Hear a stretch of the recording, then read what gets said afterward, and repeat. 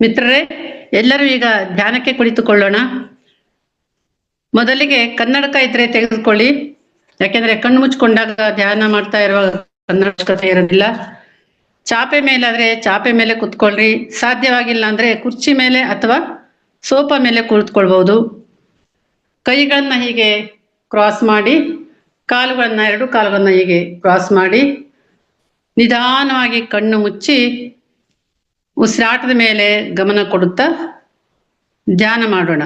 ಮೊದಲಿಗೆ ದೀರ್ಘವಾಗಿ 3 ಬಾರಿ ಉಸಿರಾಡಿ. ದೀರ್ಘವಾಗಿ 3 ಬಾರಿ ಉಸಿರಾಡೋಣ.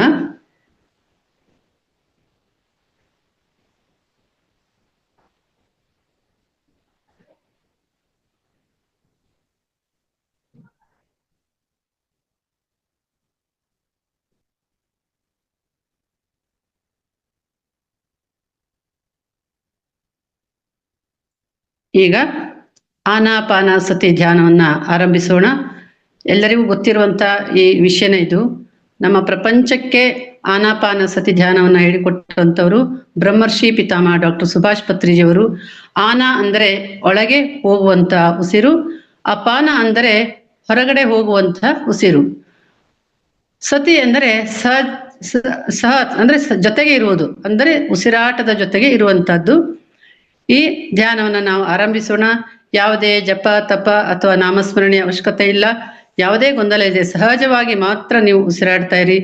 ಏನೇ ಒಂದು ಆಲೋಚನೆಗಳು ಬಂದರೂ ಉಸಿರಾಟದ ಕಡೆ ಮಾತ್ರ ಗಮನ ಇರಲಿ.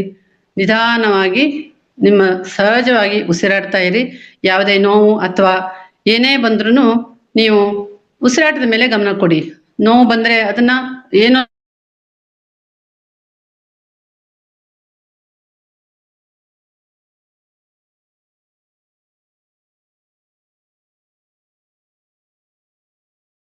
ಜೊತೆ ಧ್ಯಾನವನ್ನು ಮಾಡೋಣ. ಮೇಡಮ್, ಮ್ಯೂಸಿಕ್ ಹಾಕಿ ಮೇಡಮ್.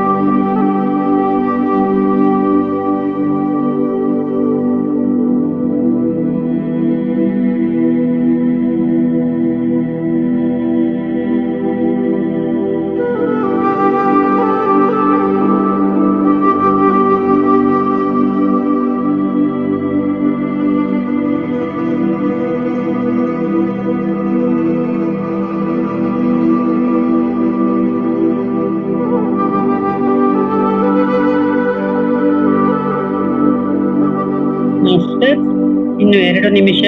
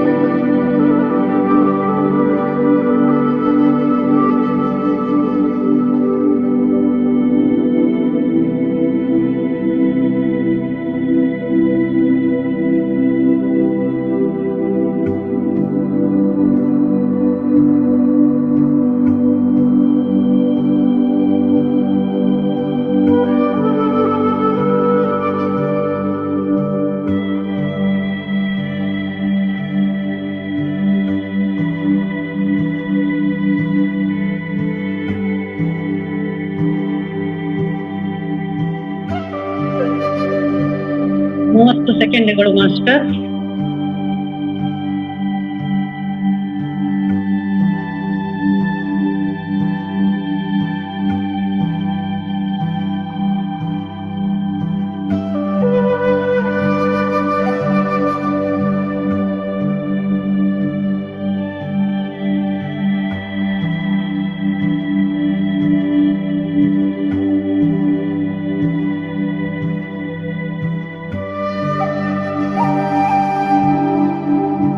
ಮಾಸ್ಟರ್. ಎಲ್ಲರೂ ನಿಧಾನವಾಗಿ ಧ್ಯಾನದಿಂದ ದೇಹ ಸ್ಥಿತಿಗೆ ಬರೋಣ. ಪ್ರಕೃತಿಯತ್ತ ಗಮನ ಹರಿಸೋಣ. ನಿಧಾನವಾಗಿ ನಿಮ್ಮ ಕೈಗಳನ್ನ ಮುಚ್ಚುತ್ತಾ ಕಣ್ಣುಗಳ ಮೇಲೆ ಇಟ್ಕೊಳ್ಳೋಣ 5 ಸೆಕೆಂಡುಗಳ ಕಾಲ. 5, 4, 3, 2, 1, 0. ಈಗ ನಿಧಾನವಾಗಿ ಕೈಗಳನ್ನು ತೆಗೆಯುತ್ತಾ ನಿಧಾನವಾಗಿ ಕಣ್ಣುಗಳನ್ನು ಬಿಡೋಣ. ಈ ಅದ್ಭುತವಾದ ಸಂಗೀತ ಧ್ಯಾನಕ್ಕೆ ಸಹಕರಿಸಿದ ನಮ್ಮ ದೇಹ ಮತ್ತು ಮನಸ್ಸುಗಳಿಗೆ ಒಂದು ಜೋರಾದ ಚಪ್ಪಾಳೆಯನ್ನು ಕೊಡೋಣ ಮಾಸ್ಟರ್ಸ್. Thank you. ಈಗ ಜ್ಞಾನ ಹಂಚಿಕೆಯ ಸಮಯ. ಭೂಮಿಗೆ ಯಾಕೆ ಬಂದಿದ್ದೇವೆ ಈ ವಿಷಯದ ಬಗ್ಗೆ ಜ್ಞಾನ ನೀಡಲು ವಿಜಯಕಾಂತ್ ಸರ್ ಅವರು ಇಲ್ಲಿ ಆಗಮಿಸಿದ್ದಾರೆ.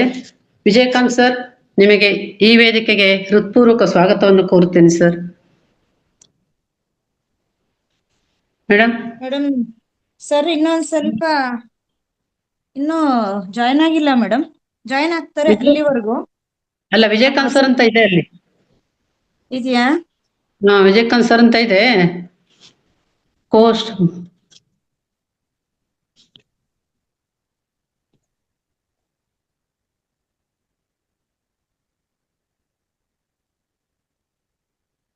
ಎಸ್ ಸರ್, ಸ್ವಾಗತ ಸರ್. ನಿಮ್ಗೆ ಮುಂದುವರಿಸಬಹುದು ಸರ್.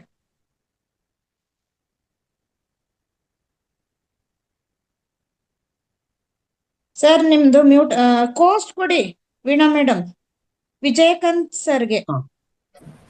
ಈಗ ಕೇಳಿಸ್ತಾ ಇದೆಯಾ? ಓಕೆ. ನಮಸ್ತೆ ಸರ್. ನಮಸ್ತೆ ಮೇಡಮ್. ನಮಸ್ತೆ. ಬ್ರಹ್ಮರ್ಷಿ ಪಿತಾಮಹ ಗುರುಗಳಿಗೂ ಸ್ವರ್ಣಮಾಲ ಅಮ್ಮನವರಿಗೂ ಎಲ್ಲ ನನ್ನ ಪ್ರೀತಿಯ ಧ್ಯಾನ ಬಂಧುಗಳಿಗೂ ನನ್ನ ಹೃದಯಪೂರ್ವಕವಾದ ಆತ್ಮ. ಇವತ್ತಿನ ವಿಷಯ ಭೂಮಿಗೆ ಓಕೆ ತಿಳ್ಕೊಳ್ಳೋಣ. ಅಂದ್ರೆ ಪ್ರತಿಯೊಬ್ಬರಿಗೂ ಪ್ರತಿಯೊಂದು ಆತ್ಮನೂ ಇಲ್ಲಿ ಒಂದು ಉದ್ದೇಶ ಪೂರ್ವಕವಾಗಿನೇ ಭೂಮಿಗೆ ಬರುತ್ತೆ. ಅಂದ್ರೆ ನಮ್ ಪರ್ಪಸ್ ನಾವು ತಿಳ್ಕೋಬೇಕು. ಏನಾಗ್ತಾ ಇದೆ ಅಂದ್ರೆ ನಮ್ ಪರ್ಪಸ್ ಇಲ್ಲಿ ತಿಳ್ಕೊಳ್ದೆ ಇರೋದಕ್ಕೆ ನಾವು ಜನ್ಮಗಳು ಎತ್ತಾ ಇದೀವಿ. ಏನಾಗ್ತಾ ಇದೆ ಅಂದ್ರೆ ನಮ್ಮ ಮೂಲ ಏನು, ಎಲ್ಲಿಂದ ಬಂದಿದೀವಿ, ಮತ್ತೆ ಯಾಕೆ ಆ ಮೂಲಕ್ ನಾವು ಹೋಗಕ್ ಆಗ್ತಾ ಇಲ್ಲ, ನಮ್ಮ ಲೋಕ ಯಾವುದು. ಸೊ ಇದೆಲ್ಲ ಬಂದು ನಮ್ಗೆ ಅದ್ರ ಬಗ್ಗೆ ಒಂದು ಅರಿವು ಇದ್ದಾಗ ಅವಾಗ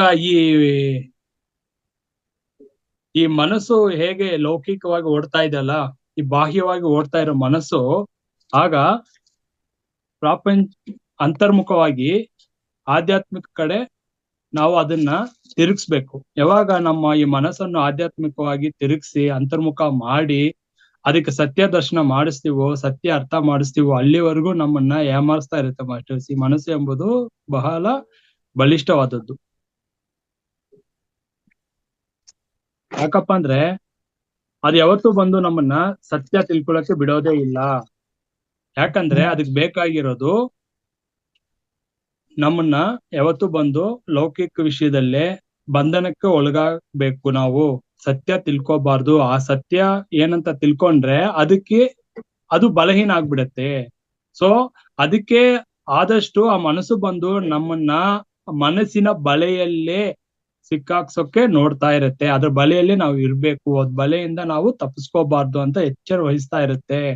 ಅದಕ್ಕೆ ನಮ್ಮನ್ನ ಮಾಯೆಗೆ ಒಳಗಾಗಿ, ನಮ್ಮನ್ನ ಬಂಧನಕ್ಕೆ ಒಳಗಾಗಿ, ನಮ್ಗೆ ಆಸೆ ಹುಟ್ಟಿಸ್ತಾ ಆ ವ್ಯಾಮೋಹಕ್ಕೆ ನಮ್ಮನ್ನ ಅಲ್ಲಿ ಆ ವ್ಯಾಮೋಹಕ್ಕೆ ಸಿಕ್ಕಾಕ್ಸ್ತಾ ಇರುತ್ತೆ ಮಾಸ್ಟರ್ಸ್. ಅರ್ಥ ಮಾಡ್ಕೋಬೇಕು. ಯಾಕಪ್ಪ ಅಂದ್ರೆ ಯಾವ ಮನಸ್ಸು ನಮ್ಮನ್ನ ಇಷ್ಟು ಜನ್ಮಗಳಿಂದ ನಮ್ಮನ್ನ ಏಮಾರಿಸಿಟ್ಟಿತ್ತು, ಅದೇ ಮನಸ್ಸನ್ನು ಆಧ್ಯಾತ್ಮಿಕ ವಿಷಯಗಳನ್ನು ಅದಕ್ಕೆ ಅಭ್ಯಾಸ ಮಾಡಿ ಜ್ಞಾನವನ್ನು ಅದಕ್ಕೆ ತಿಳಿಸಿ ಅದನ್ನ ಸದ್ಗುರುವಾಗಿ ಮಾಡಿ, ಅದೇ ಮನಸ್ಸು ಯಾವ ಮನಸ್ಸು ಇಷ್ಟು ಜನ್ಮಗಳನ್ನ ಏಮಾರಿಸ್ತಾ ಇತ್ತು ಅದೇ ಮನಸ್ಸು ಸದ್ಗುರುವಾಗಿ ನಿಂತು ನಮ್ಮ ಮೋಕ್ಷಕ್ಕೆ ಮಾರ್ಗ ನೀಡತ್ತೆ, ದಾರಿ ಮಾಡ್ಕೊಡತ್ತೆ. ಅಲ್ಲಿಯವರೆಗೂ ನಾವು ಮನಸ್ಸಿಗೆ ಅಭ್ಯಾಸ ಮಾಡಿಲ್ಲ ಅಂದ್ರೆ ಧ್ಯಾನ ಯಾರಿಗ್ ಬೇಕು? ಧ್ಯಾನ ಬೇಕಾಗಿರೋದು ಮನಸ್ಸಿಗೆ ಅಲ್ವಾ? ಯಾಕಂದ್ರೆ ಮನಸ್ಸು ಹುಚ್ಚುಕುದ್ರೆ ತರ ಹಾರಾಡ್ತಾ ಇರುತ್ತೆ. ಕಣ್ಮುಚ್ಕೊಂಡು ಕೂತ್ಕೊಂಡ್ರು ಕೂಡ ಆಲೋಚನೆ ಜಾಸ್ತಿನೇ ಬರ್ತಾ ಇರುತ್ತೆ ನಮ್ಗೆ. ಯಾಕಪ್ಪ ಅಂದ್ರೆ ಮನಸ್ಸಿನ ಸ್ವಭಾವ ಅದು ಯಾವತ್ತು ಬಂದು ಯಾರು ಬಂದು ಆಲೋಚನೆ ಕಡಿಮೆ ಮಾಡ್ಲಿಕ್ಕೆ ಆಗಲ್ಲ. ನಾವ್ ಅನ್ಕೊಂಡಿದೀವಿ ಆಲೋಚನೆ ಕಡಿಮೆ ಮಾಡೋದೇ ಧ್ಯಾನ ಅಂತ. ಆಲೋಚನೆ ಶೂನ್ಯ ಮಾಡೋಕ್ ಆಗಲ್ಲ. ಯಾಕಂದ್ರೆ ಮನಸ್ಸಿನ ಸ್ವಭಾವ. ಇವಾಗ ಆಲೋಚನೆ ಕಡಿಮೆ ಆಯ್ತಂದ್ರೆ ಮನಸ್ಸು ತಾನೇ ನಿಶ್ಚಲ ಆಗ್ಬೇಕಲ್ಲ, ನಿಂತ್ ಬಿಡ್ಬೇಕಲ್ಲ. ಇವಾಗ ನಾವು ಪ್ರಾಪಂಚಿಕದಲ್ಲಿದ್ದೀವಿ, ಪ್ರಾಪಂಚಿಕ ವ್ಯವಹಾರ ಮಾಡ್ಬೇಕು, ಲೌಕಿಕ ಜೀವನ ಮಾಡ್ಬೇಕು ತಾನೆ ಇಲ್ಲಿ. ಬಟ್ ಇಲ್ಲಿ ಇದ್ಕೊಂಡು ಸಾಧನೆ ಮಾಡಿ ನಾವು ಸತ್ಯ ತಿಳ್ಕೊಂಡು ಜೀವನ್ ಮುಕ್ತರಾಗ್ಬೇಕು, ಆ ಮೋಕ್ಷಕ್ಕೆ ನಾವು ಅರ್ಹರಾಗ್ಬೇಕು. ಅಂದ್ರೆ ಈ ಮನಸ್ಸು ಅದು ಏನೆಲ್ಲ ಕೇಳ್ತಾ ಇದೆಯೋ, ಯಾವ್ದೆಲ್ಲ ಇಚ್ಛೆ ಪಡ್ತಾ ಇದೆಯೋ ಅದನ್ನ ನೆರವೇರ್ಸಕ್ಕೆ ನಾವು ಹೋಗ್ತಾ ಇರ್ತೀವಿ. ಯಾವಾಗ ನಮ್ಮ ಸಾಧನೆಯಲ್ಲಿ ಈ ಮನಸ್ಸು ನಮ್ಮ ಮಾತು ಕೇಳತ್ತೋ, ನಮ್ಮ ತಲೆನಿಗೆ ಬರುತ್ತೋ, ಅವಾಗ ನಾವು ಹೇಳಿದ್ದನ್ನ ಮನಸ್ಸು ಕೇಳುತ್ತೆ ಮಾಸ್ಟರ್ಸ್. ಅವಾಗ ಯೋಗಿಯ ಸ್ಥಿತಿ ಹೊಂದ್ತೀವಿ. ಅಲ್ಲಿಯವರೆಗೂ ನಾವು ಮನಸ್ಸಿಗೆ ಗುಲಾಮ್ನಾಗೆ ಇರ್ತೀವಿ. ಯಾವ ಕಾಲದಲ್ಲೂ ಕೂಡ ಒಬ್ಬ ವ್ಯಕ್ತಿಯಾದವನು ತನ್ನ ಮನಸ್ಸನ್ನು ಗುಲಾಮನಾಗಿ ಮಾಡಲಾರ. ಯಾಕಪ್ಪ ಅಂದ್ರೆ ಮನಸ್ಸೇ ನಮ್ಮನ್ನ ಡ್ರೈವ್ ಮಾಡ್ತಾ ಇದೆ, ಅಂದ್ರೆ ಚಲಿಸ್ತಾ ಇದೆ. ಮನಸ್ಸನ್ನು ಯಾರು ಚಲಿಸ್ತಾ ಇಲ್ಲ, ಮನಸ್ಸೇ ನಮ್ಮನ್ನು ಚಲಿಸ್ತಾ ಇರೋದು, ಮನಸ್ಸೇ ನಮ್ಮನ್ನು ಚಾಲನೆಯಲ್ಲಿ ಇಟ್ಟಿರೋದು. ಇದರಿಂದಾನೇ ನಾವು ಅವಸ್ಥೆ, ದುಃಖ, ನೋವು ಇವೆಲ್ಲವೂ ಕೂಡ ಮನಸ್ಸಿಗೆ ಆಗ್ತಾ ಇರೋದು. ಈ ಸತ್ಯ ನಿಮ್ಗೆ ಅರ್ಥ ಆಗ್ಬೇಕು. ಸೊ ಇಲ್ಲಿ ನಾನು ಬರೋ ಉದ್ದೇಶ ಏನಂದ್ರೆ, ಮೊದಲು ಒಂದು ಭೂಮಿಯ ಒಂದು ಸುಂದರ ಬೃಂದಾವನ ಇದು. ನಾವು ಉನ್ನತ ಲೋಕ ವಾಸಿಗಳು, ನಮ್ಮ ಮನೆ ಇದಲ್ಲ. ಇಲ್ಲಿ ನಾವು ಸುಮ್ನೆ ಒಂದು ವಿಸಿಟರ್ ಆಗಿ ಬಂದಿದೀವಿ ಅಷ್ಟೇನೆ. ಇಲ್ಲಿ ಏನಕ್ಕೆ ಬಂದಿದ್ವಿ? ಪರ್ಪಸ್ ಒಂದು ಟೂರಿಸ್ಟರ್. ನಾವು ಬಂದು ಒಂದು ಟೂರಿಸ್ಟ್ ಅಷ್ಟೇನೆ. ನಾವು ಇಲ್ಲಿ ಬಂದಿದ್ ಏನ್ ಮಾಡಿದೀವಿ? ಒಂದು ಟೂರಿಸ್ಟ್ ಪ್ಲೇಸ್ ಬಂದಿದೀವಾ, ವಿಸಿಟ್ ಮಾಡಿದೀವಾ, ಮತ್ತೆ ನಮ್ ಮನೆಗೆ ಹೋಗಕ್ಕೆ ಬಂದಿರೋದು ಇಲ್ಲಿ. ಅದು ಬಿಟ್ಬಿಟ್ಟು ಇಲ್ಲಿ ನಾವು ಸಂಸಾರ ಮಾಡ್ಕೊಂಡು, ಸಂಸಾರದಲ್ಲಿ ಸಿಕ್ಕಾಕೊಂಡು, ಬಂಧನ ಮಾಡ್ಕೊಂಡು, ಅಜ್ಞಾನದಲ್ಲಿ ಇದ್ದು, ನಮ್ಮ ಮತ್ತೆ ಎಲ್ಲದ್ರ ಮೇಲೆ ವ್ಯಾಮೋಹಕ್ಕೆ ಸಿಲುಕಿ ಇಲ್ಲೇ ತೊಳಲಾಡ್ತಾ ಇರ್ತೀವಿ. ಅದೇ ಮನಸ್ಸಿನ ಒಂದು ಪ್ರಭಾವ. ನೋಡಿ, ಮನಸ್ಸು ಎಷ್ಟು ಜನ್ಮಗಳಿಂದ ನಮ್ಮನ್ನ ಏಮಾರಿಸಿ ಇಟ್ಟಿದೆ, ಅಜ್ಞಾನದಲ್ಲಿ ಇಟ್ಟಿದೆ. ಸೊ ಅದಕ್ಕೆ ಮಾಸ್ಟರ್ಸ್ ಅರ್ಥ ಮಾಡ್ಕೋಬೇಕು. ಈ ಮನಸ್ಸು ಯಾವಾಗ್ಲೂ ಬಂದು ಒಂದು ಪ್ರಶಂಸೆ, ಒಂದು ಹೆಸರು, ಕೀರ್ತಿ, ಯಶಸ್ಸು ಇದನ್ನೇ ಬಯಸ್ತಾ ಇರತ್ತೆ. ಮನಸ್ಸಿಗೆ ಅವಮಾನ ಬಯಸಲ್ಲ, ಸೋಲು ಬಯಸಲ್ಲ, ಯಾರಾದ್ರೂ ನಮ್ನ ಟೀಕೆ ಮಾಡಿದ್ರೆ ಬಯಸಲ್ಲ. ಯಾಕಂದ್ರೆ ಮನಸ್ಸಿಗೆ ಇಷ್ಟ ಏನು? ನಮ್ಮನ್ನ ಯಾರಾದ್ರೂ ಹೊಗಳ್ತಾ ಇರ್ಬೇಕು, ನಮ್ಮನ್ನ ಯಾರ ಇಷ್ಟಪಡಲ್ಲ. ಫಸ್ಟ್ ಮನಸ್ಸು ನಾವು ಅರ್ಥ ಮಾಡ್ಕೋಬೇಕು. ಮನಸ್ಸನ್ನ ಅರ್ಥ ಮಾಡ್ಕೊಂಡಿಲ್ಲ ಅಂದ್ರೆ ನಮ್ಮ ಧ್ಯಾನ ಸಾಧನೆ ಸಂಪೂರ್ಣ ಆಗೋದೇ ಇಲ್ಲ ಮಾಸ್ಟರ್ಸ್. ಯಾಕಂದ್ರೆ ನಾವು ಮನಸ್ಸನ್ನ ಪೋಷಣೆ ಮಾಡ್ತಾನೆ ಇದೀವಿ. ಮನಸ್ಸನ್ನು ನಿಶ್ಚಲ ಮಾಡ್ಲಿಕ್ಕೆ ನಾವು ಸಾಧನೆ ಮಾಡ್ತಾ ಇರೋದು. ಹೇಗೆ ನಿಶ್ಚಲ ಆಗತ್ತೆ? ಯೋಗಿಗಳಿಗೂ ನಮ್ಗೂ ಏನ್ ವ್ಯತ್ಯಾಸ? ಯೋಗಿಗಳಿಗೂ ಈ ಭೌತಿಕ ಜೀವನವನ್ನು, ಸಂಸಾರವನ್ನು ನಾಟಕವಾಗಿ ನೋಡ್ತಾರೆ. ಈ ಜೀವನ ಎಂಬುದು ನಾಟಕ ರಂಗ. ಎಲ್ಲವೂ ಕೂಡ ಒಂದು ನಟನೆ. ನಾವು ಪಾತ್ರಧಾರಿ, ಆ ಭಗವಂತ ಸೂತ್ರಧಾರಿ. ಅರಿವು ನಮ್ಮಲ್ಲಿ ಇಲ್ಲ. ನನ್ನಿಂದಲೇ ನಡೀತಾ ಇರೋದು, ನಾನೇ ಮಾಡ್ತಾ ಇರೋದು ಅನ್ನೋ ಅಜ್ಞಾನ, ಅರಿವು, ಅಹಂಕಾರದಲ್ಲಿ ಇರೋವರೆಗೂ ಯಾವ ಕಾಲದಲ್ಲೂ ಸ್ವರ್ಗ ಪ್ರಾಪ್ತಿನೋ, ಮೋಕ್ಷ ಪ್ರಾಪ್ತಿನೋ, ಇಲ್ಲ ಆತ್ಮಜ್ಞಾನನೋ, ಇದೆಲ್ಲವೂ ಕೂಡ ತುಂಬಾ ನಮ್ಗೆ ದೂರ ಇರುತ್ತೆ ಮಾಸ್ಟರ್ಸ್. ಯಾಕಪ್ಪ ನಮ್ಗೆ ಅದೆಲ್ಲ ಲಭಿಸ್ತಾ ಇಲ್ಲ ಅಂದ್ರೆ, ಫಸ್ಟ್ ನಾವು ಬಿಡ್ಬೇಕಾಗಿರೋದ್ರಲ್ಲಿ ಅಟ್ಯಾಚ್ಮೆಂಟ್, ಬಂಧನ. ಭೂಮಿಗೆ ಬಂದು ಏನ್ ಮಾಡ್ತಾ ಇದೀವಿ? ಎಲ್ಲದಕ್ಕೂ ಬಂಧ ಪಡ್ತಾ ಇದೀವಲ್ಲ. ವ್ಯಕ್ತಿಯ ಮೇಲೆ, ವಸ್ತುಗಳ ಮೇಲೆ, ಸ್ಥಳದ ಮೇಲೆ. ಜಮೀನು ತಗೋ, ಸೈಟ್ ತಗೋ, ಕಾರ್ ತಗೋ, ಬಂಗ್ಲೆ ತಗೋ, ಇದು ಕಟ್ಟಣ, ಅದು ಕಟ್ಟಣ, ಆಭರಣ ತಗೊಳ್ಳೋಣ, ಆಭರಣ ಸೇರ್ಸೋಣ. ನೋಡಿ, ಅದೇ ನಮ್ಗೂ ಯೋಗಿಗಳಿಗಿರೋ ವ್ಯತ್ಯಾಸ. ಅವ್ರು ಯಾಕೆ ಯೋಗಿಗಳಾದ್ರು, ಮಹಾತ್ಮರಾದ್ರು, ಜ್ಞಾನಿಗಳಾದ್ರು ಅಂದ್ರೆ ಅವ್ರ ಎಲ್ಲ ವ್ಯಾಮೋಹ ಬಿಟ್ರು. ಬಂಧನದಿಂದ ಬಿಡುಗಡೆ ಆದ್ರು. ಆದ್ರೆ ನಾವು ಎಲ್ಲದಕ್ಕೂ ಬಂಧ ಪಟ್ಟಿದೀವಿ. ಇಲ್ಲಿ ಕೂಡ ನಾವು ಧ್ಯಾನದಲ್ಲಿ ಬಂದ್ಬಿಟ್ಟು ಇದು ಸಿಗತ್ತಾ ಅದು ಸಿಗತ್ತಾ ಅಂತ ಬಯಕೆ ಇಟ್ಕೊಂಡ್ ಬಂದ್ರೆ that is not at all A ಧ್ಯಾನ. ನೀವ್ ಧ್ಯಾನಕ್ ಬನ್ನಿ, ನಿಮ್ ಕಷ್ಟಗಳು ಪಾರ ಆಗತ್ತೆ. ಧ್ಯಾನಕ್ ಬನ್ನಿ, ನಿಮ್ ಸಾಲಗಳು ನಿವಾರಣೆ ಆಗತ್ತೆ, ಸಾಲ ಬಾಧೆಯಿಂದ ನೀವು ಬಿಡುಗಡೆ ಆಗ್ತೀರಾ. ಹೀಗೆಲ್ಲ ಒಂದು ಬಯಕೆ, ನಿರೀಕ್ಷೆ, ಅಪೇಕ್ಷೆ ಇಟ್ಕೊಂಡ್ ಬಂದ್ರೆ ಅದು ಕೂಡ ಅಜ್ಞಾನ ಮಾಸ್ಟರ್ಸ್. ನೀವು ಧ್ಯಾನ ಮಾಡೋದಷ್ಟೇನೆ ನಿಮ್ಮ ಕರ್ತವ್ಯ. ಅದ್ ಏನಾಗ್ಬೇಕು, ನಿಮ್ ಕರ್ಮದಲ್ಲಿ ಆ ಯೋಗ ಇದ್ರೆ ಅದೇನಾಗ್ಬೇಕು, ಅದು ನಿಮ್ಮ ಧ್ಯಾನದ ಸಾಧನೆ, ಆ ಶಕ್ತಿ ಅದು ನಿಮ್ಗೆ ಯಶಸ್ಸು ತಂದುಕೊಡತ್ತೆ. ಅದನ್ನೇ ಹೇಳ್ತಾ ಇರೋದು ಇಲ್ಲಿ. ಫಸ್ಟ್ ನಮ್ಗೆ ಧ್ಯಾನಿಗಳಿಗೆ ಬರೋದು ಫಸ್ಟ್ ಏನಂದ್ರೆ ಪರೀಕ್ಷೆಗಳು. ಅದನ್ನ ಯಾರು ಎದುರ್ಸಕ್ಕೆ ತಯಾರಿ ಇರಲ್ಲ. ಆ ಗಟ್ಸು, ಆ ಧೈರ್ಯ, ಆ ತಾಕತ್ತು, ಆ ಸವಾಲ್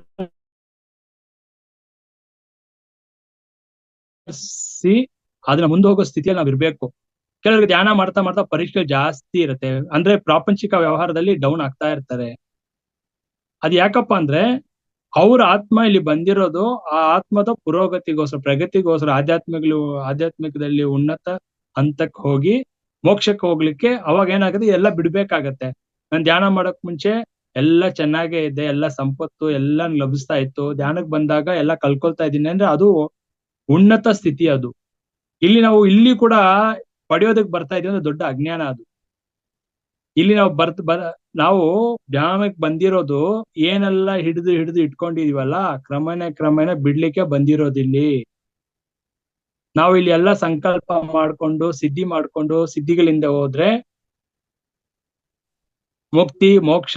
ಈ ಕುಂಭಮೇಳ ಎಲ್ಲಿ ಯಾವ ಯಾತ್ರೆ, ಯಾವ ಕುಂಭಮೇಳಕ್ಕೆ ಹೋದ್ರು ನೀವು ಶಿವರಾತ್ರಿ ದಿವಸ ಪೂರ್ತಿ ಗಂಟೆಗಟ್ಲೆ ಕೂತ್ಕೊಂಡ್ರು ಇಲ್ಲ, ನಿಮ್ಗೆ ಶಿವನೂ ಒಲಿಯಲ್ಲ, ಯಾವ ಕರ್ಮನೂ ದಗ್ಧ ಆಗಲ್ಲ ಮಾಸ್ಟರ್ಸ್. ಯಾಕಂದ್ರೆ ಭಗವಂತ ಕೂಡ ಫಸ್ಟ್ ನೋಡೋದು ನೀನೇನೆಲ್ಲ ಬಿಡಕ್ ರೆಡಿ ಇದೀಯಾ. ಎರಡನೇದು, ನಿಸ್ವಾರ್ಥವಾಗಿ ಸಾಧನೆ ಮಾಡ್ತಾ ಇದೀಯಾ, ನಿಸ್ವಾರ್ಥ ಸೇವೆ ಮಾಡ್ತಾ ಇದೀಯಾ. ಈ ಲಕ್ಷಣಗಳನ್ನು ನಾವು ಬೆಳೆಸ್ಕೋಬೇಕು ಆಧ್ಯಾತ್ಮಿಕದಲ್ಲಿ. ಅವಾಗ ನಾವು ಆ ದೇವತೆ ಸ್ಥಿತಿಗೆ ಹೋಗ್ತೀವಿ. ಮಾನವರಿಗೆನೆ ಭಗವಂತ ಕೊಟ್ಟಿರೋದು ಮುಕ್ತಿ ಮೋಕ್ಷ, ದೇವತೆಗಳು ಕೂಡ ಮುಕ್ತಿ ಮೋಕ್ಷ ಇಲ್ಲ. ಅರ್ಥ ಮಾಡ್ಕೊಳ್ಳಿ ಸತ್ಯ. ನಾವು ಯಾರನ್ನೆಲ್ಲ ದೇವತೆಗಳನ್ನ ಆರಾಧನೆ ಮಾಡ್ತೀವಲ್ಲ, ದೇವತೆಗಳು ಕೂಡ ಮೋಕ್ಷ ಇಲ್ಲ. ಅವ್ರ ಪುಣ್ಯ ಫಲ ಖಾಲಿ ಆಗೋವರೆಗೂ ಮತ್ತೆ ಮನುಷ್ಯರಾಗಿ ಬಂದು ಇಲ್ಲಿ ಜನ್ಮ ತಗೊಂಡು ಮತ್ತೆ ಮುಕ್ತಿ ಮೋಕ್ಷ ಹೊಂದಬೇಕು. ಅವರು ಕೂಡ ಅವಧಿ ಕಾಲ ಇದೆ ಮಾಸ್ಟರ್ಸ್. ದೇವತೆ ನೀವ್ ಯಾರೆಲ್ಲ ಹೇಳ್ತೀವಿ ಇವ್ರು, ಅವ್ರದ್ದು ಕೂಡ ಇಷ್ಟು ಕಾಲದವರೆಗೂ ಅವ್ರಿಗೆ ಅದು ಆ ಸ್ಥಾನ. ದೇವತೆಗಳಂತ ಯಾರೆಲ್ಲ ಹೇಳ್ತೀವಲ್ಲ, ಯಾಕಂದ್ರೆ ಅವರು ಕೂಡ ಮೋಕ್ಷಕ್ಕೆ ಅರ್ಹರಲ್ಲ. ಮಾನವನಿಗೆ ಮಾತ್ರನೇ ಮೋಕ್ಷಕ್ಕೆ ಅರ್ಹತೆ ಕೊಟ್ಟಿರೋದು ಭಗವಂತ. ಸೊ ನಾವು ಇಲ್ಲಿ ಬಂದಿರೋದು ಮೋಕ್ಷಕ್ಕೆ ಹೋಗ್ಬೇಕು ಅಂತಾನೆ, ಮೋಕ್ಷ ಹೊಂದಬೇಕು. ಅಂದ್ರೆ ಯಾಕಪ್ಪ ಅಂದ್ರೆ ಇಲ್ಲಿ ಮಾಯೆ ಪ್ರಭಾವ ಆಗಿದೆ. ಒಂದ್ ಕಡೆ ಮಾಯೆ, ಇನ್ನೊಂದು ಕಡೆ ನಾವು ಬಂಧನಕ್ಕೆ ಸಿಕ್ಕಾಕೊಳ್ತಾ ಇರ್ತೀವಿ. ಸೊ ಇವಾಗನೆಲ್ಲ ನಾವು ಬಂದು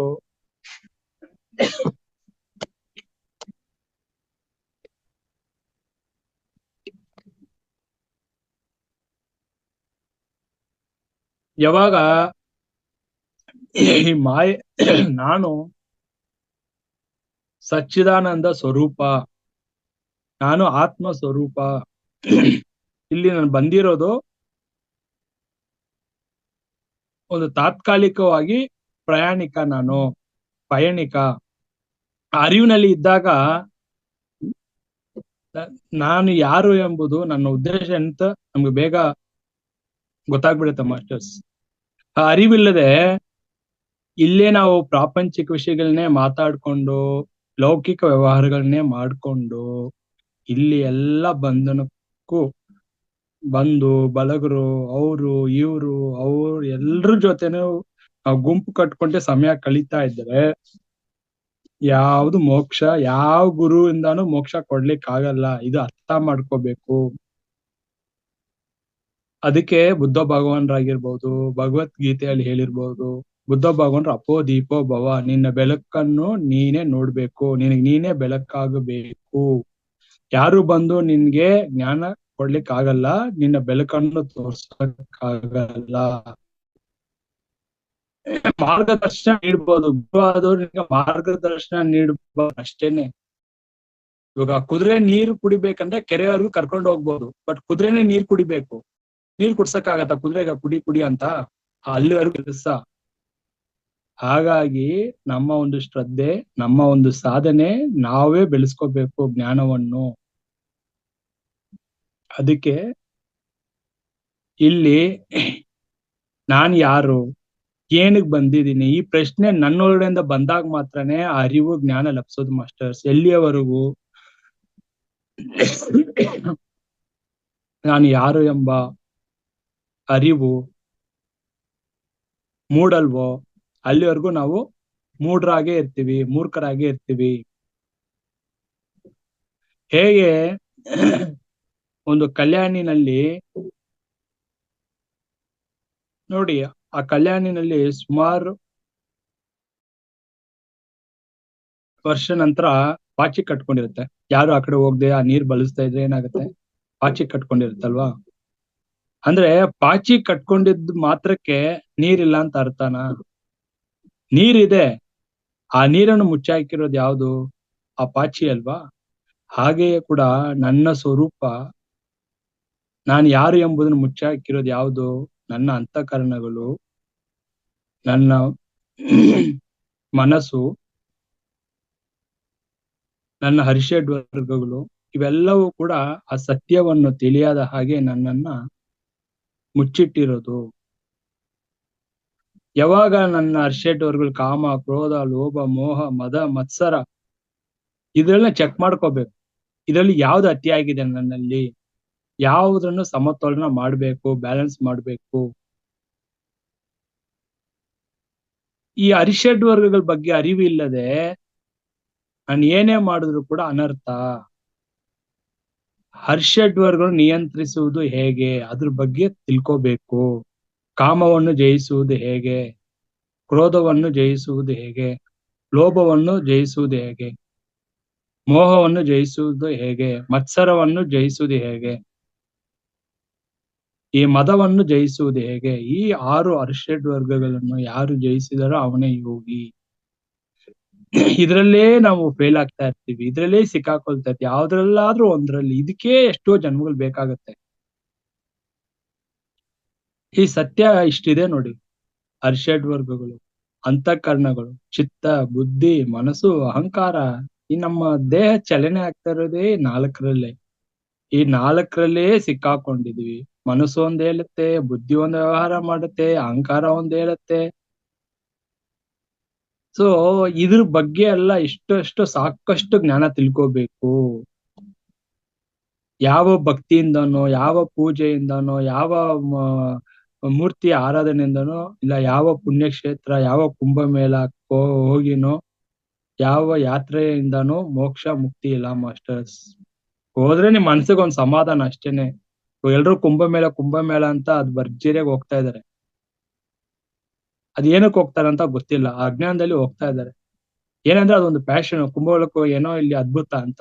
ನೀವೇ ನೋಡಿ, ನೀವೇ ಚೆಕ್ ಮಾಡಿ, ಯಾರೆಲ್ಲ ಕುಂಭಮೇಳಕ್ಕೆ ಹೋಗಿ ಬಂದಿರ್ತಾರಲ್ಲ ಅವ್ರ ಜೀವನದಲ್ಲಿ ಏನ್ ಅದ್ಭುತ ನಡೆಯುತ್ತೆ ಅಂತ ನೋಡಿ. ನೀವು ಏನಾದ್ರು ಅವ್ರ ಗುಣಗಳಲ್ಲಿ ಬದಲಾವಣೆ ಬಂದಿರ್ಬೇಕು, ಇಲ್ಲ ಅವರು ಯಾವ್ದ್ರಲ್ಲಿ ಸುಮಾರು ವರ್ಷದಿಂದ ಒಂದು ಕಷ್ಟದಲ್ಲೋ ಇಲ್ಲ ಯಾವ್ದೋ ಒಂದು ದುಃಖದಲ್ಲಿ ತೊಳ್ಳಾಡ್ತಾ ಇರ್ತಾರಲ್ಲ, ಅದರಿಂದ ಬಿಡುಗಡೆ ಸಿಗತ್ತ ಅಂತ ನೀವೇ ಚೆಕ್ ಮಾಡ್ಕೊ, ಅಲ್ಲೇ ಗೊತ್ತಾಗ್ಬಿಡುತ್ತೆ. ಯಾಕಂದ್ರೆ ನಮ್ಮ ಒಳಗಡೆ ನಡೀತಾ ಇರೋ ಕುಂಭಮೇಳವನ್ನು ನಾವು ಅದನ್ನ ನಾವು ಅನುಭವಿಸ್ಬೇಕು, ಅದನ್ನ ತಿಳ್ಕೋಬೇಕು. ನಮ್ಮೊಳಗಡೆ ಇದೆ ಈ ಪ್ರಪಂಚ, ಈ ಬ್ರಹ್ಮಾಂಡ ನಮ್ಮೊಳಗಡೆನೆ ಇದೆ.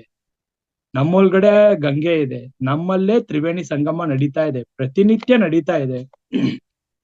ಇಡಾನಾಡಿ, ಪಿಂಗ್ಲ ನಾಡಿ, ಸುಷುಮ್ನ ನಾಡಿ, ಗಂಗಾ, ಯಮುನಾ, ಸರಸ್ವತಿ ಇಲ್ಲೇ ನೆಲೆಸಿದ್ದಾರೆ. ನಮ್ಮ ಒಳಗಡೆ ಹೋಗಿ ಇದನ್ನ ತ್ರಿವೇಣಿ ಸಂಗಮವನ್ನು ಅನುಭವಿಸ್ರಪ್ಪ ಅಂದ್ರೆ, ಕುಂಭಮೇಳಕ್ಕೆ ಹೋಗಿ ಪ್ರಯಾಗ್ರಾಜಲ್ಲಿ ಹೋಗಿ ಸ್ನಾನ ಮಾಡ್ಕೊಂಡು ಏನೋ ಮಾಡ್ಕೊಂಡ್ ಬಂದ್ಬಿಟ್ರೆ ಎಷ್ಟು ಅಜ್ಞಾನದಲ್ಲಿದ್ರೆ ನೋಡುವಾಗ ಇನ್ನ ಅವ್ರು ಎಷ್ಟು ಜನ್ಮ ತಗೋಬೇಕು ಈ ಜ್ಞಾನ ತಿಳ್ಕೊಳಕ್ಕೆ ಅಂತ ನನ್ಗೆ ಅನಿಸ್ತಾ ಇರುತ್ತೆ ಅವ್ನ ನೋಡುವಾಗ. ಏನೋ ಭಗವಂತ ನಮ್ಗೆ ಈ ಜನ್ಮದಲ್ಲಿ ಆ ಜ್ಞಾನ ತಿಳಿಸ್ಬಿಟ್ಟ, ಅದ್ ಯಾವ ಜನ್ಮದ ಪುಣ್ಯ ಫಲವೋ ಗೊತ್ತಿಲ್ಲ. ಸೊ ಎಲ್ಲೂ ನಾನು ಟೈಮ್ ವೇಸ್ಟ್ ಮಾಡೋದೇ ಇಲ್ಲ. ಇಂಥ ಕಡೆ ಅಂತ ಕಡೆ ಯಾವ ಕಡೆ ಹೋದ್ರೂ ಇಲ್ಲ. ನಿನ್ ಒಳಗಡೆ ನೀನ್ ಯಾವಾಗ ಹೋಗ್ತೀಯೋ ಅಲ್ಲೇ ಎಲ್ಲ ದೇವತೆಗಳು ನೆಲೆಸಿದ್ದಾರೆ. ನಿನ್ ಒಳಗಡೆ ಬ್ರಹ್ಮಾಂಡ ಇದೆ, ನೀನೇ ಎಲ್ಲ ಎಂಬ ಅರಿವು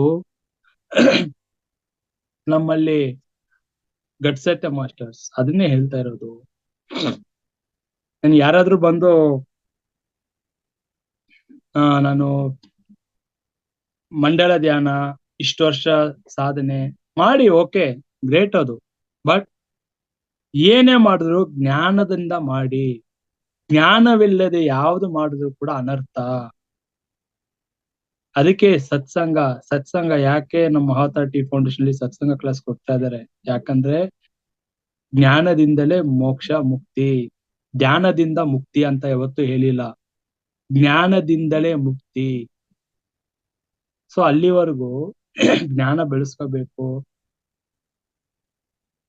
ಅದಕ್ಕೆ ಶಂಕರಾಚಾರ್ಯ ಹೇಳ್ತಾರೆ, ಸತ್ಸಂಗತ್ವೇ ನಿಸ್ಸಂಗತ್ವಂ, ನಿಸ್ಸಂಗತ್ವೇ ನಿರ್ಮೋಹತ್ವಂ, ನಿರ್ಮೋಹತ್ವೇ ನಿಶ್ಚಲ ತತ್ವಂ, ನಿಶ್ಚಲ ತತ್ವೇ ಜೀವನ್ ಮುಕ್ತಿ. ಯಾವಾಗ ಮನಸ್ಸು ನಿಶ್ಚಲ ಆಗತ್ತೋ ಆ ನಿಶ್ಚಲ ತತ್ವದಿಂದಲೇ ಮುಕ್ತಿಯಪ್ಪ.